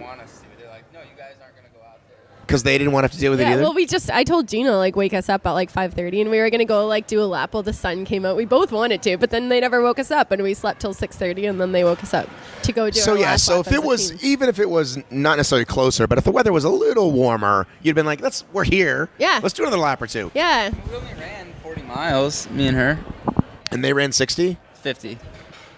So I think 80 as a team, right? Yeah. So that works out to 90, but you do the first. Yeah, right. Lindsay Webster, look at her dropping the math science. I don't think anybody can hear that. She's smart. She's not just a good racer. So she's not like a dumb athlete. Brian Gwiski. Yes. Any obstacles that you loved? Funky Monkey probably. I always like those. And the Gauntlet. I like the grip strength ones. My least favorite, the cage crawl. I never liked that obstacle, especially the first lap when there was like 2 inches between the water and the fence. But yeah, you didn't ask that, but I'm telling you. Lindsay Webster was going to be my next question. You're a pro. You're a pro. You knew that was the next question. Even though, like, you So know, what obstacles even though, did like, I have? Carolina sprints are, like, the only things that you can win. Go ahead. Don't make fun of my teammate. He's my running buddy. Listen, here's the thing. Here's the thing. Okay, you guys want to do real talk? You guys, I know I love the hashtag real talk. Yeah. So a few years ago, Woodsy, right, was sort of the quote-unquote lovable loser. He never quite would win it, but everybody loved Woodsy. He's fun. He's hilarious, blah, blah, blah. Now he starts winning, right? Well, he sucked at obstacles before. Now he's good. No, okay. Now he starts winning, and so it's like, okay, who's next on that list, right? And it was going to be Gowiski. But then the thing happens with Ryan and the DHA thing. That's a whole nother thing. Right. So now he's still sort of in that category of, right, because he had a couple things taken away from him. Anyway. Well, then the series, though. Spartan's kind of back on it. I guess. I don't know. I'm just saying, Whiskey, I think him getting popped hurt you is what I'm saying. Oh, I get it. You were next in line. All right, go ahead. Lindsay, favorite obstacle? Least favorite obstacle? I'm going to use my announcer voice. Lindsay Webster, Caledon, Ontario, coming to you live, Atlanta, Georgia. What do you think? Is that good? Georgia. Would that annoy you if I talked like that all the time? Yeah, it would. Favorite obstacle? Probably also Funky Monkey. I did start failing it. I had a couple laps where it got pretty difficult for me. But then the last lap I made it again, which was exciting. But least favorite... so that, like, I really enjoyed the gauntlet, but the last section, I was so fully stretched out because you had your, you're tiny? Yeah, well, I guess you had your feet on one thing and your hands on the other thing, and it didn't matter which lane I picked. I guess some were closer together than others, but I was, like, literally fully extended, and it was such a hardcore exercise. Like, my abs are so sore today. Other least favorite obstacle, like, maybe... I don't really like Leap of Faith very much, but I think it was, like, all those walls in a row followed by Lumberjack that was, like... the most dreaded part of the course. I try to explain to people that it's usually not an obstacle like Augustus Gloop where you're getting water sprayed on you. It's usually an obstacle like Lumberjack that taxes you the most. Well, and they're not really fun. Like your whole body is like being taxed even just over a 10-foot wall. You're using everything. Exactly. And it's not, I don't know, like Funky Monkey are using everything, but it's fun. Right. So like a wall is just like, oh, this sucks. By the way, can we describe what we're sitting on? This is the most comfortable I've ever done any interview. Can you describe what we're sitting on? I don't think this is comfortable. No, it's not really. I could do the back rest. My abs are sore. Oh, well, you guys sort like, of ran for 24 They hours. tried to put a cushion on a wooden circle, and it's not working for me. We're sitting on what I would call giant circles. If you've ever been to a convention hall, right? If any of you, like, what do you do for a day job? I work in a motor shop. Okay. Yep. Do you ever go to conventions? No. Any of you listeners at home, when you go to conventions, they're always trying to make them more sort of like cool. So it's like you don't just want to sit in chairs everywhere. So they make like chill zones where you put, like, in this case, giant circular cushions. Unfortunately, they went with a horrible color scheme. These are very ugly cushions. They tried to match this unique floor. I feel like we're in space. Like they're trying to take us to space. A movie theater. Yeah. Yeah, it's definitely a movie theater themed thing. Let's talk about the venue switch. Let's talk about Vegas versus Atlanta. Okay. Do you have opinions on that? Not that you'll like. I think I like Vegas better, but maybe it's because I run over here all the time, like in the southeast. So this is just like I'm always running in the mud and the rocky trail. Are you one of the original Mud Run boys? No, I don't even. That's somebody else. I thought that was Ryan Woods. No, isn't that the Kempson brothers? I don't know. That's not me though. Oh, okay. What are you? Just a guy that runs. Carolina Chaos. Oh, okay. That's one of the groups. Okay. Yeah. The guy that isn't one of the Ryans or Lindsay at this point. That's what. I am. Well, yeah, the whole night. Like I'm the outcast. Like Ryan. No, yeah. The whole night, everybody was like, "Yeah, good job, Lindsay," and I'm just like, "Yeah, good job." Well, Lindsay." remember what Albin said. Remember what Albin said. Albin said that the first year they ran together, it was like, "Great job, Ryan." And John. He said he was going to change his name to and John. Yeah, that's like a nickname for him still sticks today. Right. And John. And John. You have to say it with an accent. And John. And John. Yeah. So, are you going to? I almost said Alaska. You going to Iceland? Just to pit for Ryan. Yeah, you don't want to do like one lap, like do the sprint maybe, just because you're there? I don't know if they allow me and I don't get kicked off course. I'd like to like go for a run at some point. Maybe like run with Ryan, keep him company. Right. But yeah, I'll be pitting for him, so we'll see how. What are plays you out. for the rest of the year? Very different vibe, by the way. Very different vibe, that event. I'll be curious to hear your thoughts. They didn't quite. Well, this is what I say to people. It's like it's in Iceland, so you can't bring like your family or your kids. You know what I mean? Or like you're flying to Iceland, so the pit crew here is like a party. You know, it's like 1,000 runners, 1,000 pit crew. There, it's like 1,000 runners, 20 pit crew. So it's a very different vibe. They need to move it if they want it to be like this. Anyhow, For me, yes, sir. I Ryan gotta go Whiskey. win Carolina races, right? 'Cause Yes. That's all I So can what's do. left? No, I don't know. I think I'm done. There is the Carolina Beast, which is close to my house, but I'm probably done. Oh, you know what? There's actually a UB. Yeah, there is an Ultra Beast, yeah. Why don't you just show up and win that? Just to have another notch in your belt. Where's that? It's actually it's like the flattest Ultra Beast there ever Well, is. you said that isn't a notch in the belt because they're just Carolina races. Dude, come on. You know I wouldn't do that unless I really liked you. You know that. I'm just playing with you. Yeah, I don't know. I might do that. Are you? Wait, you're not on the B team, are you? You're not on the Spartan No, B team. I didn't sign up for that. What's They asked me to go to the combine too, but Were they gonna fly you there? no. No, they're not gonna. They want me to go and hashtag Spartan, I think is what they Love want. it. And would you get a free buff? Would you get a free Probably. what do you call it? Junk Brands buff for going there? Yeah. Did they ask Free- you? And then they'll give you like 30 podiums. Is it true? Real talk. Does in fact a Spartan hate Ryan and Lindsay? Yeah, I think so. Well, because the year, so now we're allowed to say this. So basically, the year that we won Tough Mudder T-shirts on the Spartan Race podium, and like Right. the whole world is mad at us. So Tough Mudder had actually come up with a pro team, signed us, and like it was part of our contract to wear those T-shirts. But then Tough Mudder wouldn't let us tell anybody that they'd made a pro team. Said they were going to announce it, never did. So then That's how you announced it. So that's how, I don't know, I guess so we had to wear the T-shirts, and then people didn't really understand why we were doing it, and then we just kind of like took the brunt of that, and we were like, thanks Tough Mudder for announcing your pro team. Real talk. Right? Yeah, so then anyway, what was your question? I'm brain dead. Sleep deprived. None of us remember. Does Tough Mudder, does Spartan in fact hate Ryan and Lindsay? Oh yeah, so apparently after we did that, like Joe DeSena's wife was like, "I hate those people. Like, Oh, you my should God. never let them come to another race." And anyway, of course Joe's over it, but his wife probably isn't. Right. So anyway, Well, I so think they still hate it. I think we are ready for the Ryan and Lindsay backlash, though, right? Because they're like really attractive. They do good all the time. I think we're ready for the. I think people are sick of us. Yeah. No, we're not there yet. I think we're getting there. Yeah. No, I get it. All right. Yeah. Cool. Good talks. Good talks. Have fun with CBS. Yeah. Yeah. Hey. Can you do a Ryan Atkins impression? Kermit the Frog. I don't know. That's a really bad one. Whiskey, do you have one? Voice. Can you do a Ryan Woods I do impression? feel bad though, because if I'm ever at like home scrolling through my Instagram and like Ryan has a video up and they're like, "Oh my gosh, this sounds like Kermit the Frog," and they don't know, like my sister or brother don't know who Kermit the Frog or who Ryan is, but they just think it's Kermit the Frog. That's amazing. All right, we're gonna end it there. That's amazing. Hey, Trevor Psychos. Hey, Matt B. Davis. How's it going, buddy? Remember when nobody even knew how to say your name? Yeah. And it was like that guy Trevor. Remember? Yeah. So I wrote Psychos, spelled it out as it's actually spelled. Right. So, we got this amazing moment that's going to live forever. Like, I almost cried today watching it when you said, go take it. What is it like? Like, it's, you've slept a little bit. Like, does it feel any different? Like, what do you think when you watch that? No, same feelings. I'm so happy that he won. I mean, I love Chris. We're good friends. And I couldn't give it anymore. I tried. I mean, I didn't give him the win. I was going for that win, but I could not run. Every time I started running, I started choking and coughing. So I had to walk, and there's nothing I could do.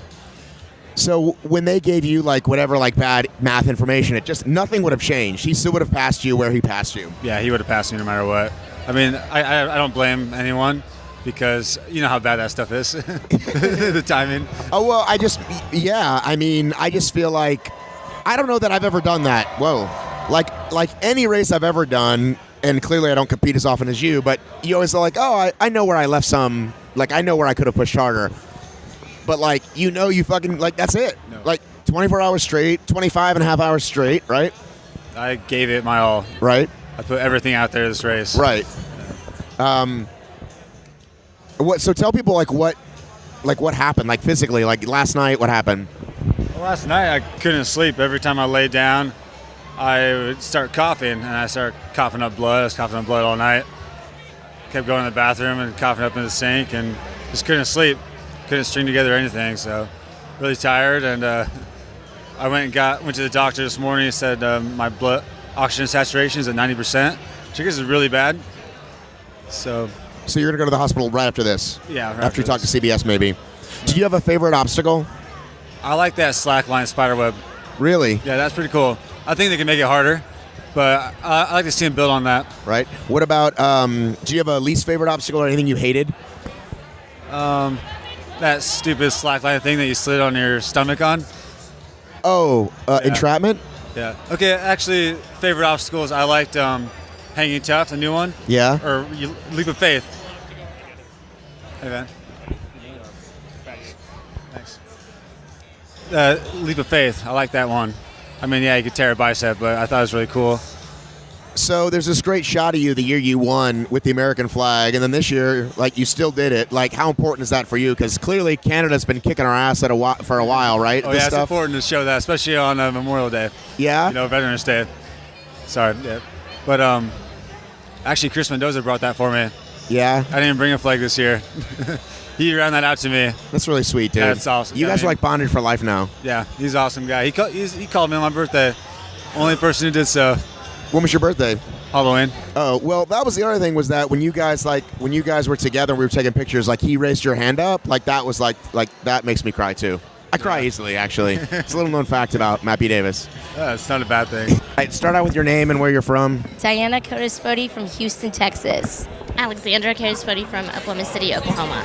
All right, so listen, I'm all about like the real talk. Like I asked you earlier when I was like hugging you, I was like, I don't know what proper etiquette is. Am I supposed to bend down? Is it weird? You know what I'm saying? When I talk to you, am I supposed to, like, I'm just being real, like, you know what I'm saying? It's whatever is comfortable for you. It doesn't matter. You can kneel. You can. Because now we're eye length and I like it. Right. Now we're the same. Right. We can see right level. And we're still at eye length with you.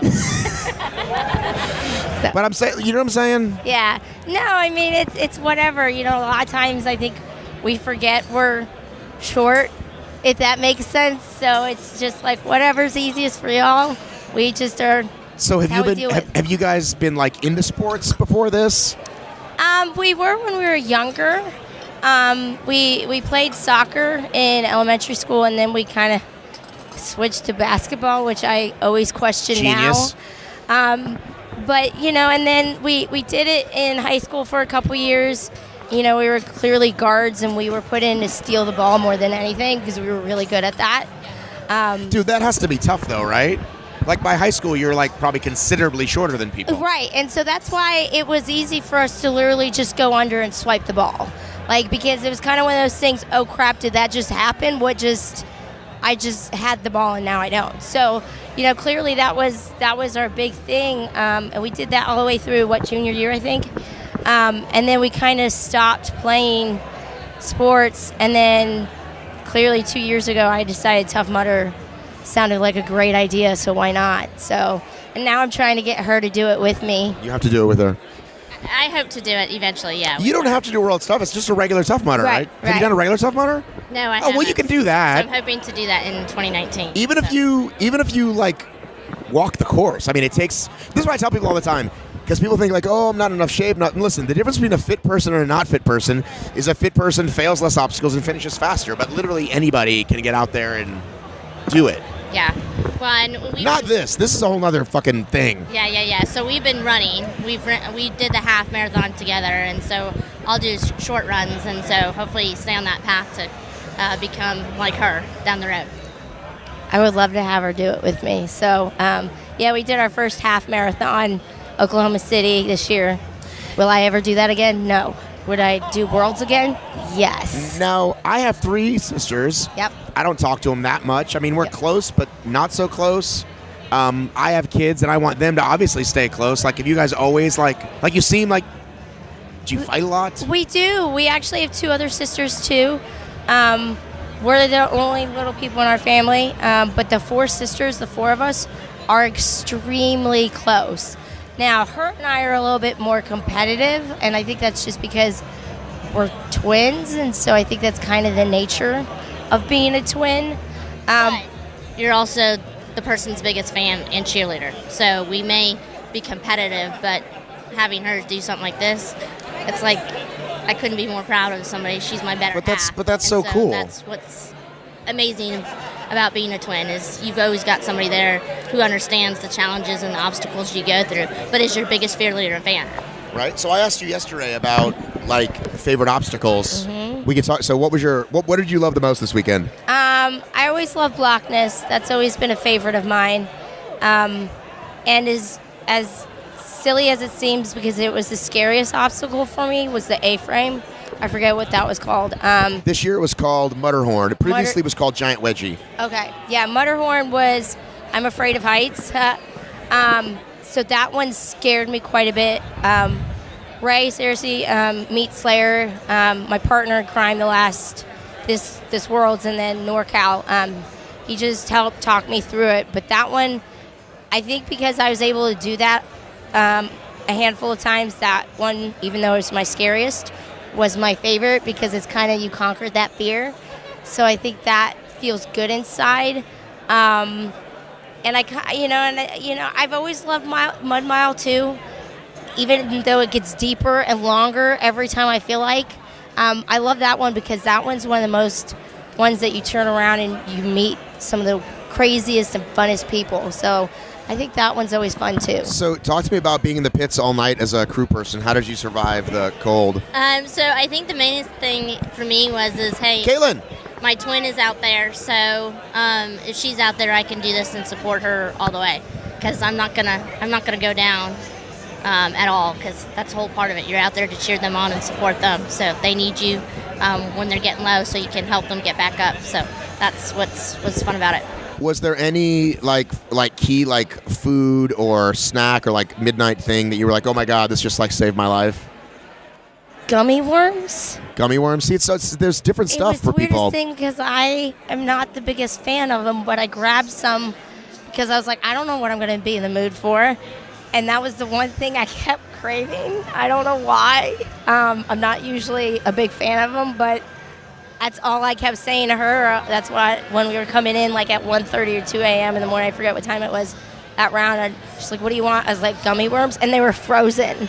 The gummy worms were frozen, so I was melting them over my hot water because they were completely frozen. That is new. I've not heard of that. Yeah. So, yeah. Will you do this again next year? Hell yeah.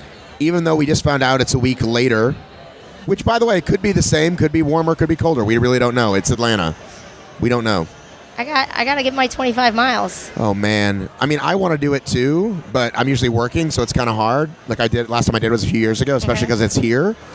But, yeah, man.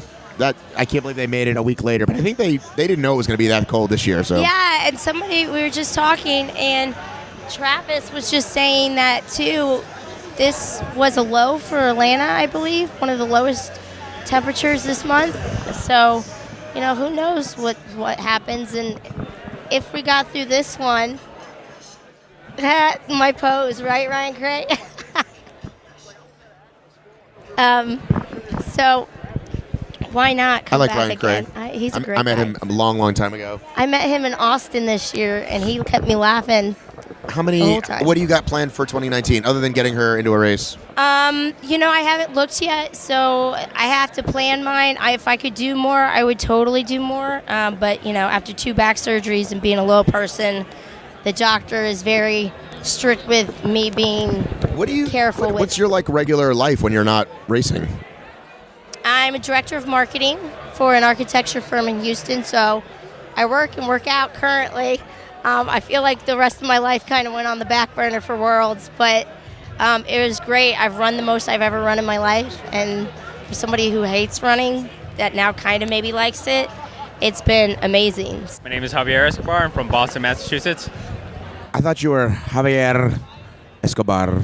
It is Javier Escobar. Now I'm going to describe this guy is wearing flip-flops, Tough Mudder flip-flops. He's got hairy legs, almost as hairy as mine, shorts, a 75-mile bib, and nothing else. Oh, and a hat. And I beat Ray at Cobalt by 5 miles. And a pair of sunglasses. Yes. you beat Ray Cole by 5 miles. Yes. That is how we're going to start this interview. Yes. That you beat the female champion. Yes. That's your high water mark, that you beat the female champion? Yes, that is my high water mark because That was your goal, to not get chicked this weekend. Yes. What was your other goal this weekend? My other goal was to run 90 miles, but, obviously this course and the weather proved to be very, very challenging. Yeah, and then I also had a first-year pit crew, so it was kind of a little challenge there too, but for the most part they overcame and helped me out. Right. What kind of sunglasses are those? They are Gooder sunglasses. Do you know which brand? Did you ask for a dick pic from Caitlin Ritter? It's 2018. That's very uncool, very #MeToo, but you still asked adorable Caitlin for a dick pic. Yes, I asked adorable Caitlin for a dick pic. Did she send you one? No, not yet, but she did promise that she was going to send me one. Okay. I don't know what kind of dick, but she's going to send me something. Okay. Mike and Caitlin, Obstacle Racing Adventures, the most adorable OCR podcast couple there is. Mike got his 50. Yep. First time out. I saw him. Pretty fucking amazing, Yeah, dude. he did a really If good you job. saw him at like 6 a.m, he looked like shit. What was your favorite? Do you have a favorite obstacle this weekend? The stacks. Stacks was probably my favorite obstacle. Least favorite obstacle? Least favorite obstacle was that stupid log, the lumberjack, was it? So far, it's like 10 for 10. That's everybody's favorite. Yeah, that shit just absolutely sucked. There was nothing good about it. I did a front flip the first time and then fell right on my back. So yeah, fuck that obstacle. Well, listen, dude, I want to now also officially apologize because we were going to do some cool stuff together, and then I fucking sometimes I just fucking I'm not a very organized person, as you've learned, which works for me to a certain extent. But I wanted us to do cool stuff together, and you're like, look, dude, I'm just going to do my own because you're a fucking retard. And I just want you to know I apologize. I mean, if you want to still do stuff together, I do still want to do stuff together. Yeah, we can still do stuff together. Because you've got a different style than me, but you're still funny and it's still informative. And that's what I try to do for ORM is we're never going to be the serious brand. Yeah, I mean, if I think if we can definitely work together. If you just give me the content that I need to produce, and then I can produce it. Just because sometimes I got so much shit going on in my life, and you're obviously more in the know of what the hell's going on with everything, in obstacle racing and stuff like that. I can definitely produce that for you. Okay, well, let's do that. Let's give ourselves a mulligan or whatever you call it. Yeah, absolutely. Because I think you're funny, dude. I think I fucking love you, dude. I love you, your story. I love everything, man. You're amazing. Listen to you, dude. I'm serious, man.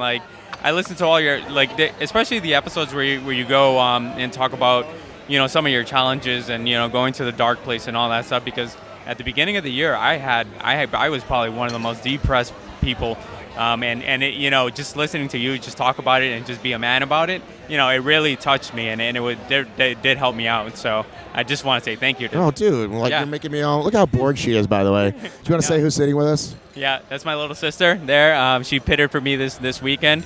She gave me donuts and Tylenol when I needed it, and all the emotional support that I needed. Yeah. Yeah, I love that little nugget. What is her name? Carla Escobar. Carla, how are you? She's 16, so she's in that doesn't talk or has some sort of. Why would you bring a teenager who could possibly hate being out all night in the cold? You know what I mean? It's like, you know what I'm saying? That doesn't seem like necessarily a good move. Because I wanted her to see all the female athletes out here, to be honest with you. Were you inspired by female athletes? Poquitito? Yeah, sorry. Well, listen, dude. I feel like you and I have made a connection. I thought your fucking videos were funny as hell, right? Just like I said, just like the silly little people fucking saying their name and shit. I love that shit. Yeah. Right? Keep doing that. Yeah. Are you gonna make one from this weekend? I'm trying to, but I haven't really been able to get too much content. I was doing World's Toughest, MTV Crib style episodes, but it was tough because, it was raining that first day, and then the second day I was rushing to get everything, and then, obviously then the race, and I was so tired afterwards that I really couldn't do the interviews and stuff. So, I mean, hopefully we'll see if I can catch some people later on today. Rhea. Hi. I feel like we've talked so much already. Did we? Well, for the other people. Yeah. You're wearing exactly what you were wearing when I saw you on Friday. Do you remember what you said to me? What did I When say? I said, why are you wearing shorts on setup day? And what did you say to me? Oh, because the race already started. Right? That's pretty dope. That was pretty amazing. I got a lot of little comments from that. Uh-huh. So, good job. Thank you. Way to win again. I tried. What do you think you learned obviously the improper chafing issues, but what do you think you learned from last year that paid off for you this year? Nutrition. There was a lot of that. I did a lot better this year in regards to no stomach problems, and that saved quite a lot of time. I learned how to put the wetsuit on properly because last year I put it front side back. So this year we made sure to check that before we put it on fully and did not spend 20 minutes taking it off and putting it back on again. Right. Mostly really just gear nutrition because the course was just so different that it's hard to take lessons from, Vegas to Atlanta. Right. There was a whole other set of issues to deal with. What do you think about coming back here next year? A week later, I think it's going to be colder. Why did they do that? Well, maybe it will be less wet because it'll be snowing. No, I think they didn't. They already picked the week, but it really can go either way here. It can be really cold, or it can just be like normal, like 50s, 60s. I think what it's going to be is it'll be colder during the day. You know what I'm saying? Yeah. Like it might get just as cold at night, but during the day it'll be worse. Like you might have to start in a wetsuit. I don't know. I felt like that was really the hard part this year because you had to be neoprene for pretty much the whole race, and that takes like a toll on your body. But it was really incredible how everything around you was freezing and there was ice everywhere, and you were surprisingly comfortable in a wetsuit. So I was really grateful for the proper gear at this race. Right. What did you think watching the men's finish there when you see like how close that was? Well, I cried. I did too. Trust me, I have too. And I've watched it several times. Yeah. It's so amazing. It's really emotional, especially when you know people who are in it. Chris is a really good friend of mine, and we run together sometimes. So, I took a nap and I woke up and I saw the results and I saw the video, and it was just, the best thing. Oh, so you had already gone to bed. I had already took a nap when Chris was still out there, and then I saw the results when I woke up, and he was still out there. So it was pretty incredible what these two guys did yesterday. Yeah, I feel like we don't always remember, like we usually know who won, but we might not know who came in second that year or whatever, but I think that one's going to be... It's going to be memorable. Like we're never going to forget it, right? Yeah, I think so. Did I ask you what your favorite obstacle was this weekend or your least favorite? I love Black Widow. Yeah? That was so much fun. Right? It was like one of those obstacles that didn't hurt, and it wasn't particularly strenuous. It was just pure fun. So I like that one a lot. And then Gauntlet was really fun too, but I think that's because I finally got it. Like an upper body obstacle I didn't fail on was pretty successful. Aren't you good at obstacles now? I'm better, yeah, than last year. Last year I think I ran a lot more penalties. No, but I mean, like even like doing like Spartan, didn't you get better? How did you do at Spartan this year? I can't even remember. Did you win something? I won a few. Then I kind of injured my foot. Then I didn't do so well for the rest of the season. And then you came in second in an ultra or two ultras? I did one ultra. I did a sky race in Tahoe. Right. That was fun. And you came in second? I did, yeah. So other than this race, which you clearly have to come, and you could be the first ever 3-time in a row champion, right? Yeah, when I was running, I said to myself, never again. But when I woke up this morning, I was like, I'm coming back next year. You have to. I mean, listen, you have to. Yeah. I mean, you don't have to, but I always say to everybody, don't make any major decisions for 2 weeks. Yeah. Don't sign up, don't not sign up, or I guess don't not sign up. Don't get married, don't get divorced. Just don't do anything serious for 2 weeks because you just need your brain to... That's why when people say, like, this was the greatest one or the worst one or the hardest one, just, like, let it all settle, and then you can put it in perspective, right? Yeah, I agree, especially after you've been up for 24 hours and running your... So what are you going to do in 2019? Wait, probably, you're not going to Iceland? I'm going to Iceland, but I'm not going to race. I don't know. We'll see. I'm definitely going to be there. I'm probably just going to help out, maybe do the sprint, depending on how I feel. Okay. I feel like I get my running back pretty soon after this race, but I don't get my speed back for a while, and... Maybe a sprint in Iceland isn't really a sprint. Maybe it's more like a jog. I don't know. We'll see like how I feel in a couple of weeks. Right now, running seems So then what's 2019 going to be? Probably similar to this year. I'm definitely going to do the 12-hour ones, I guess, that are now no longer 8 hours. Is it true you've never lost a race shorter than 8 hours? Is that true? That is correct. How many toughest have you won? 3 that I ran. Okay. So this is turning out to be like a good like money thing for you too, right? It's nice, yeah. But I just enjoy the long races because you don't have to go at the gate at a 4-minute mile pace, and you have time. You don't have to chase like Nicole down. Yeah, you don't have to. Right? Is that what you're trying to say? Yeah. We miss you, Nicole, right? We do miss Nicole. But even when Nicole wasn't there at a few races, we still went out at a 4-minute mile. Really? So it seems to be a thing. All right. Yeah, you won the green lap again. I kind of tried this year. It's so funny because I was like, she's not going to do that again. And you go, no, I kind of did. Well, I kind of gauged in how fast people were going. It didn't seem like I was putting that much effort in it, but I think it was mostly the adrenaline because my watch read quite too fast of a pace for a 24-hour race. But I kind of went with the same strategy as last year, just trying to do as well as I could before the wheels fall off. And this year they kind of did at 9 a.m. But I was glad that I had enough lead that I could stop at that point. Right. All right. Well, congratulations. Thank you, Matt. You are an amazing person. You are too. Any obstacles you loved? Well, considering I sat on Everest for 24 hours, we're going to go with Everest. You didn't move around? We weren't able to. We didn't want to get wet. Otherwise, we were done. Okay. Hello. Hashtag Meryl. Hashtag Meryl. Meryl is going away. Hashtag Alonic just doesn't have the same ring. What are we gonna do? We're going to hang out with Meryl.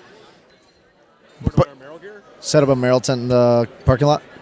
Is that the move now? We're gonna set up a Meryl tent. But that during the race that doesn't help.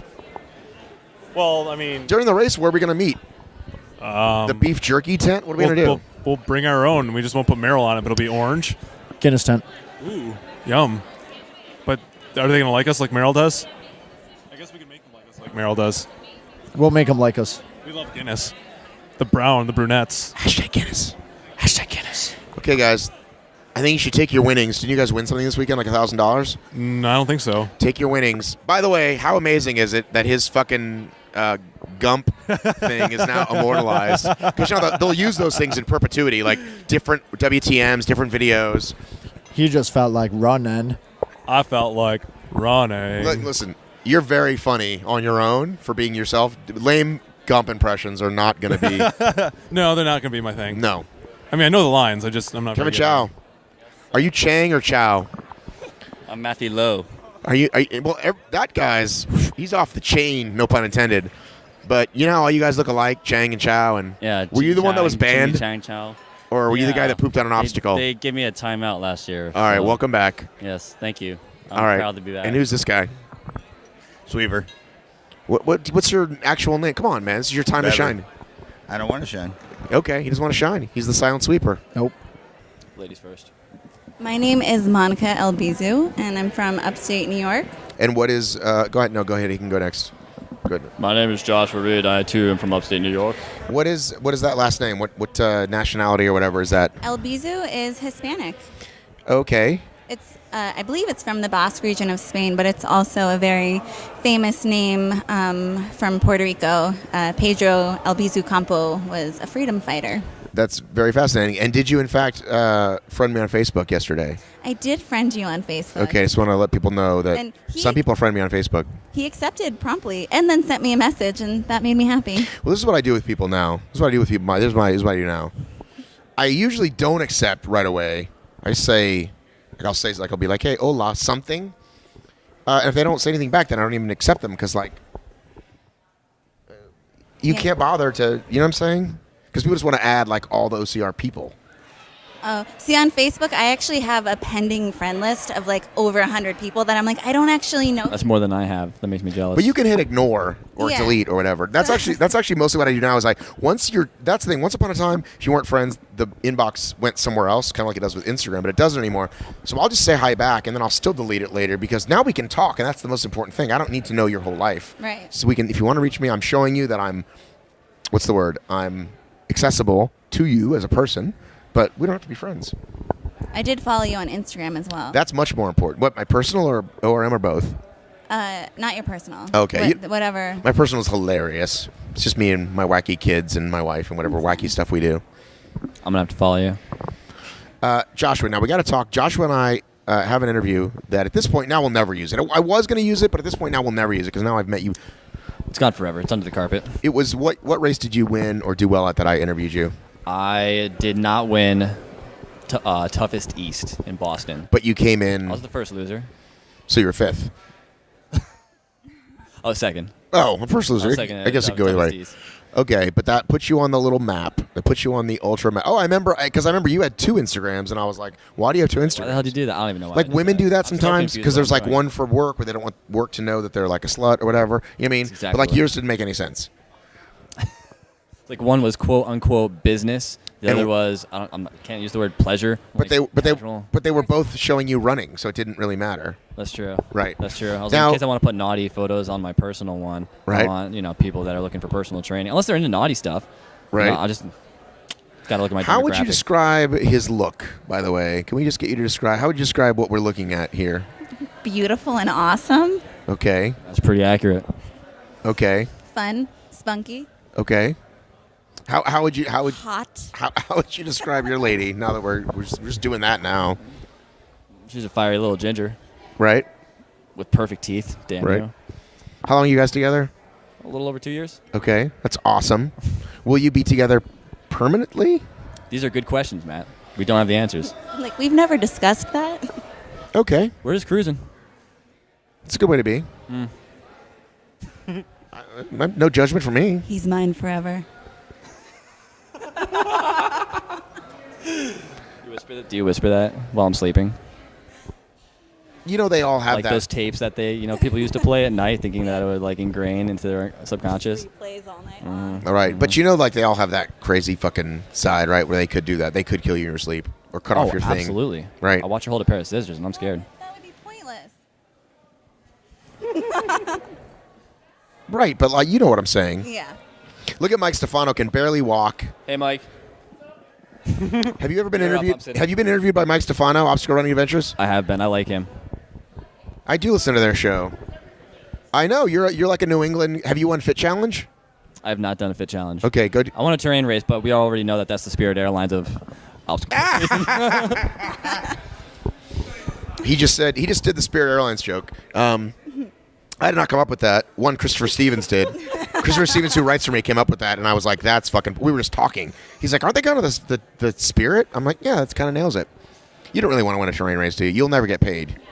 I got the big check though, and I was pretty happy about that. But you haven't seen the actual check. I haven't seen the actual check. When did you win that race?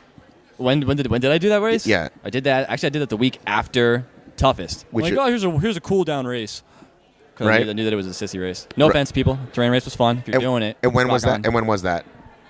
That was the last week of June. And have you seen that check? Negative. Have you seen your toughest East check? Negative. Wow, we need to get on that.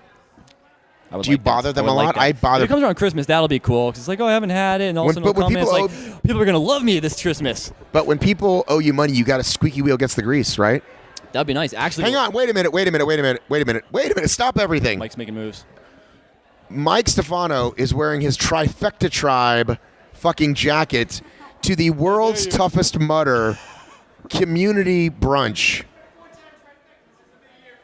How many people are giving you shit for that? Unbelievable. I don't mean to horn in on your interview. I'm really sorry about this. No one can, but it doesn't matter. Let's come over here. We have to discuss this. Endurance Society, though, is that obstacle course racing or just running?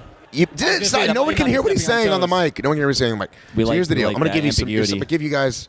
I'm just going to school them a little bit because we're all here. OCR United. Right, and I'm always about helping my friends. Right, always about helping my friends. So everybody competes with everybody, right? So it's like all of my clothes are OCR related. Okay, so I don't have a lot of rules. But if I go to a Spartan race, I'm not wearing Tough Mudder gear, and vice versa. I can wear a local mom and pop race that I did, right? But you can't. You know what I'm saying? It's just bad form, right? It just doesn't, right? You could wear a fit challenge, you could wear Endurance Society, you could win almost anything but Spartan, and it's kind of like in bad form at the World's Toughest Mudder community dinner where everyone here is all mudder all the time. It's fine. With that level of innocence, what can you do? Spartan Trifecta. They actually paid me though.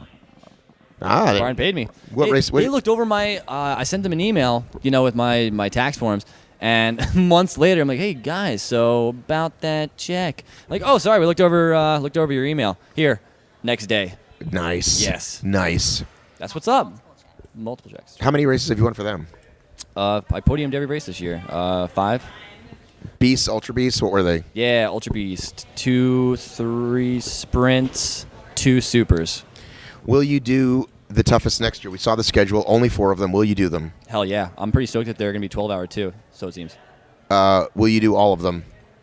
Doubtful. What's up with that guy's penis over there?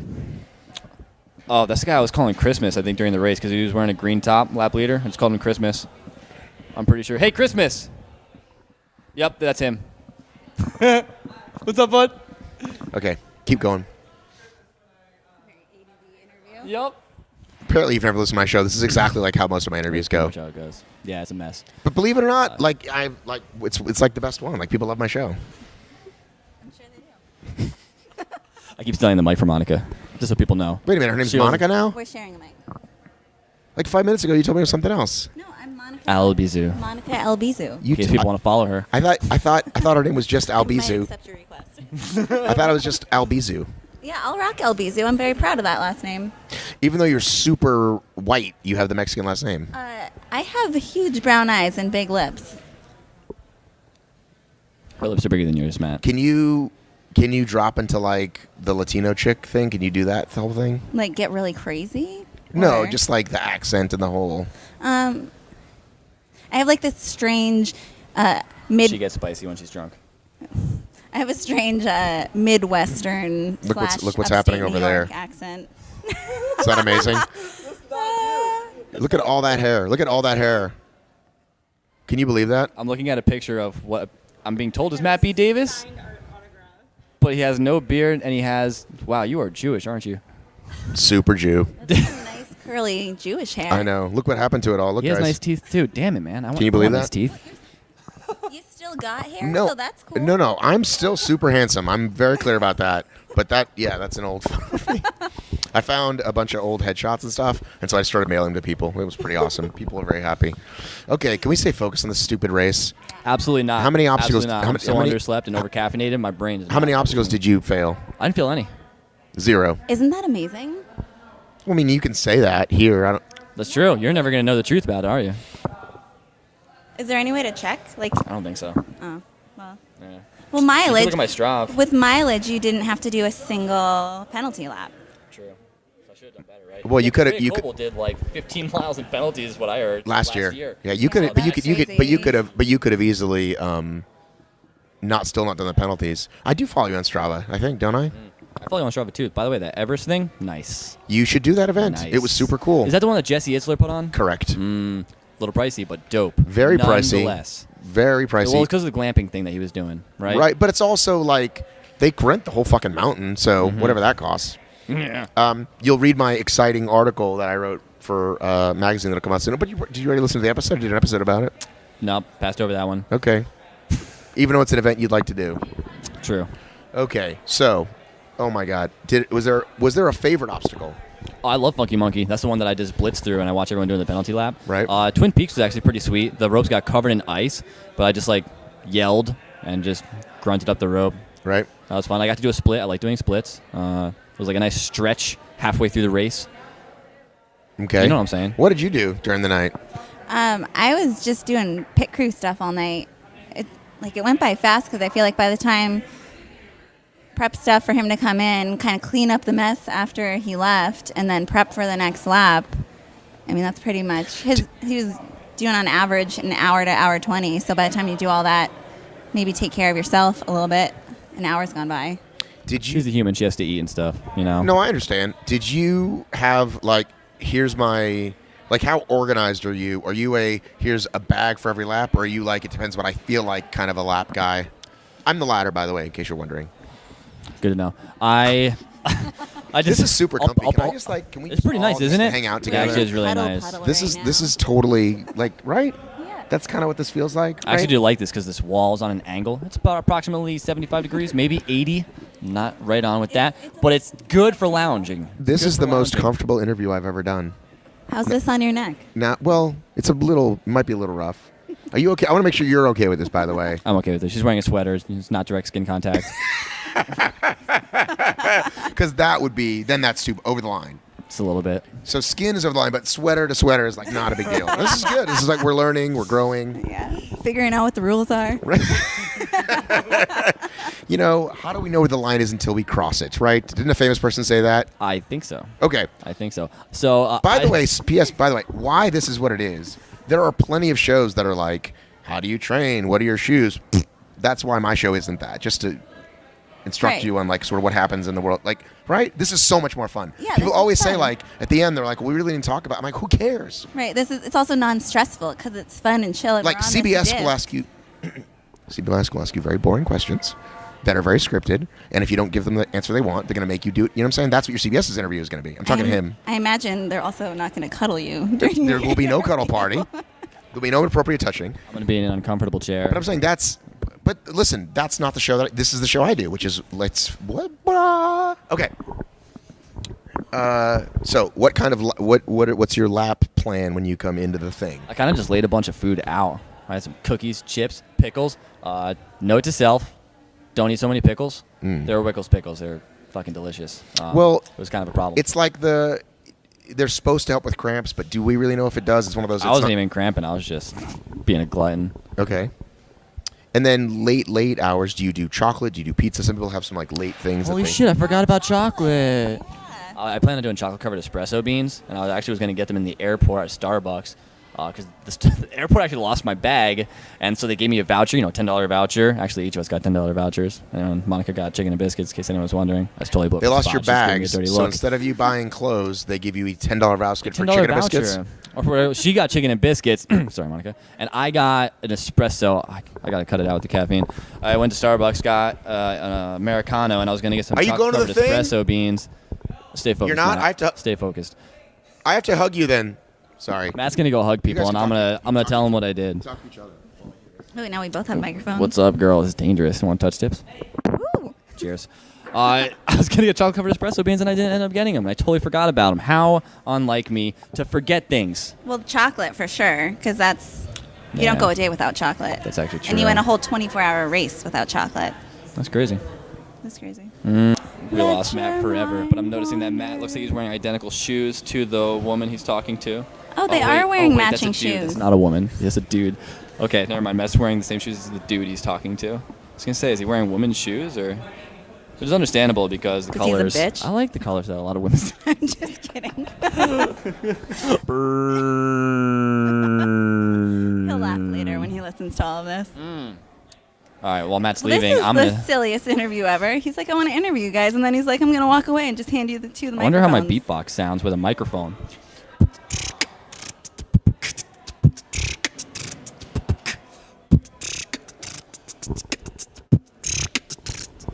Matt's coming back with a sweater. Is that? I want a sweater. Did you just steal that?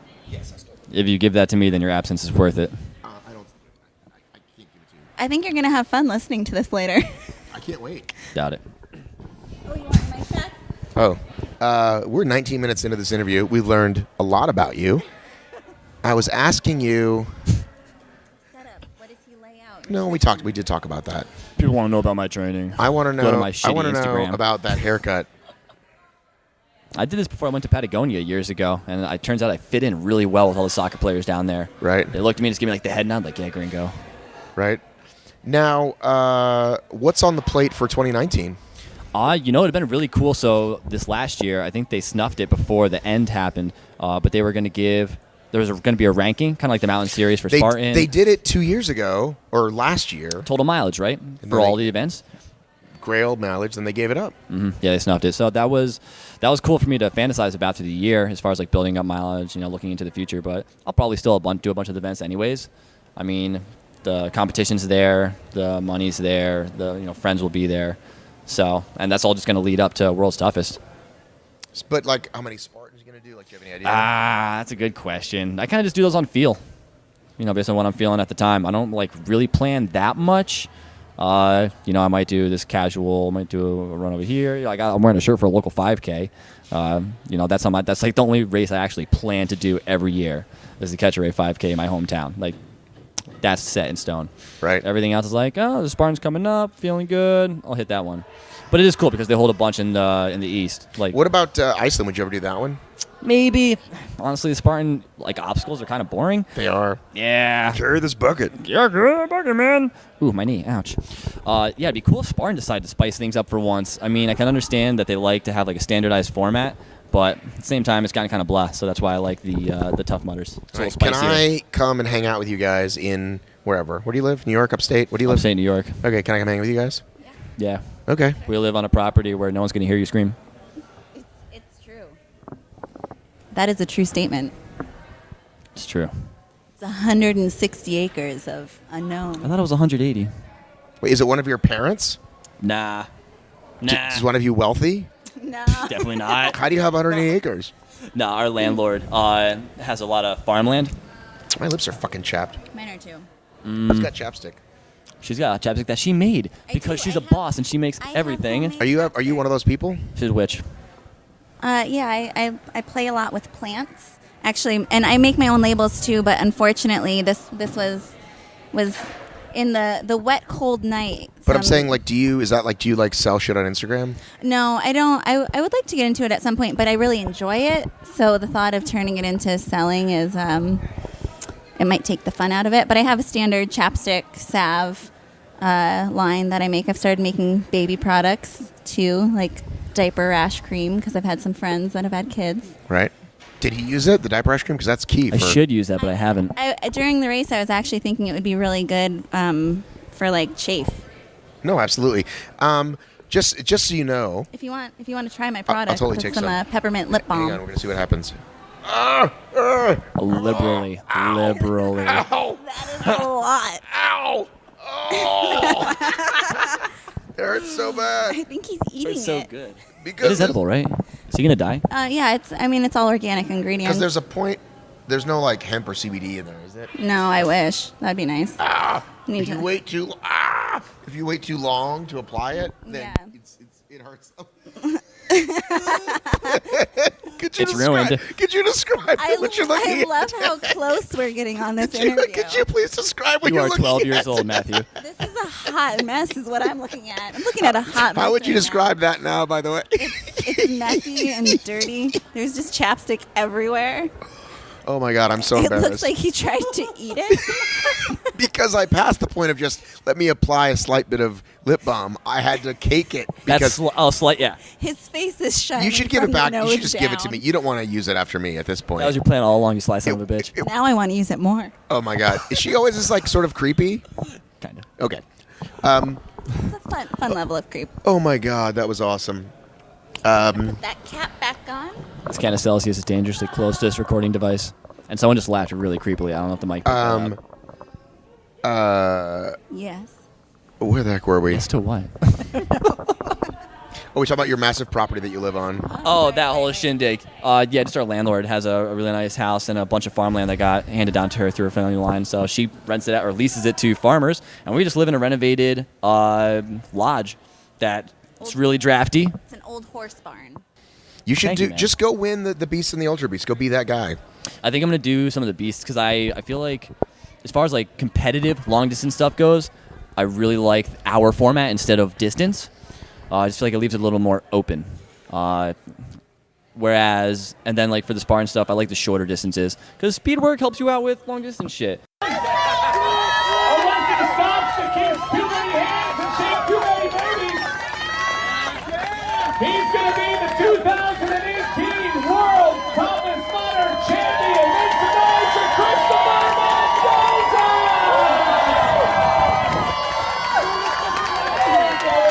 One goes across the finish line, joining the 100-mile club. What a performance!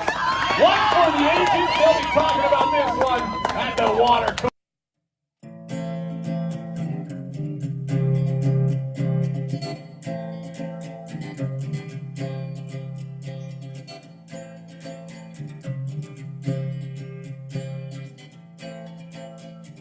All right, that is going to do it for the episode. Thank you so much for tuning in. As I said, that closes the book on the podcast for the year. And every time I say that now, I think of my main man, Will Hicks. Is it possible to go an entire episode for me to not talk about Will Hicks or Obstacle Running Adventures or Josh Chase? I said we always just seem to talk about each other a lot. But yes, this is that phrase is what launched World's Toughest Podcast. So I want to give you a little shout out there, Will Hicks. Oh, speaking of which, you can vote. You can vote. I'll include that in the description. Vote for your favorite podcast. Vote for your favorite race, Mud Run Guide. Yes, they're a competitor of mine, but hey, go and vote for a bunch of stuff. We tried to do the whole best of the year thing a couple years, and it's a lot of work. So we've just kind of given that up and let them be the mantle carriers, unless somebody else decides to do it. But coming up, as promised, we've got Andrew Varner Part 2. We've got Jack Bauer over here over Thanksgiving with Stat Mania. We've got a chat with Adrian from OCRWC. Fresh off the press, talked to Christian Griffith today, my old partner. He ran across the country. He's up to a lot of good stuff. Lots and lots of great stuff coming your way. That's it. Love you, miss you, mean it. Gotta run.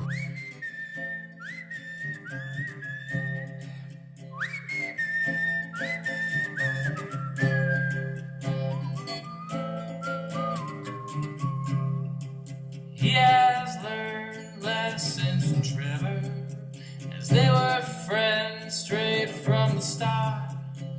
Countless days they spent together, and we know Chris won't give up. And on this day he ran forever. In the last mile he pulled apart. Greet the line with arms wide open, because Chris did not give up. He might be Superman, climbing those frozen roads. He'll be the one all through the night that we all love him most. He'll lend a helping hand, and he inspires hope. He'll be the one all through the night that we all love him most. Mendoza, your 2018 World Toughest Mother Champion.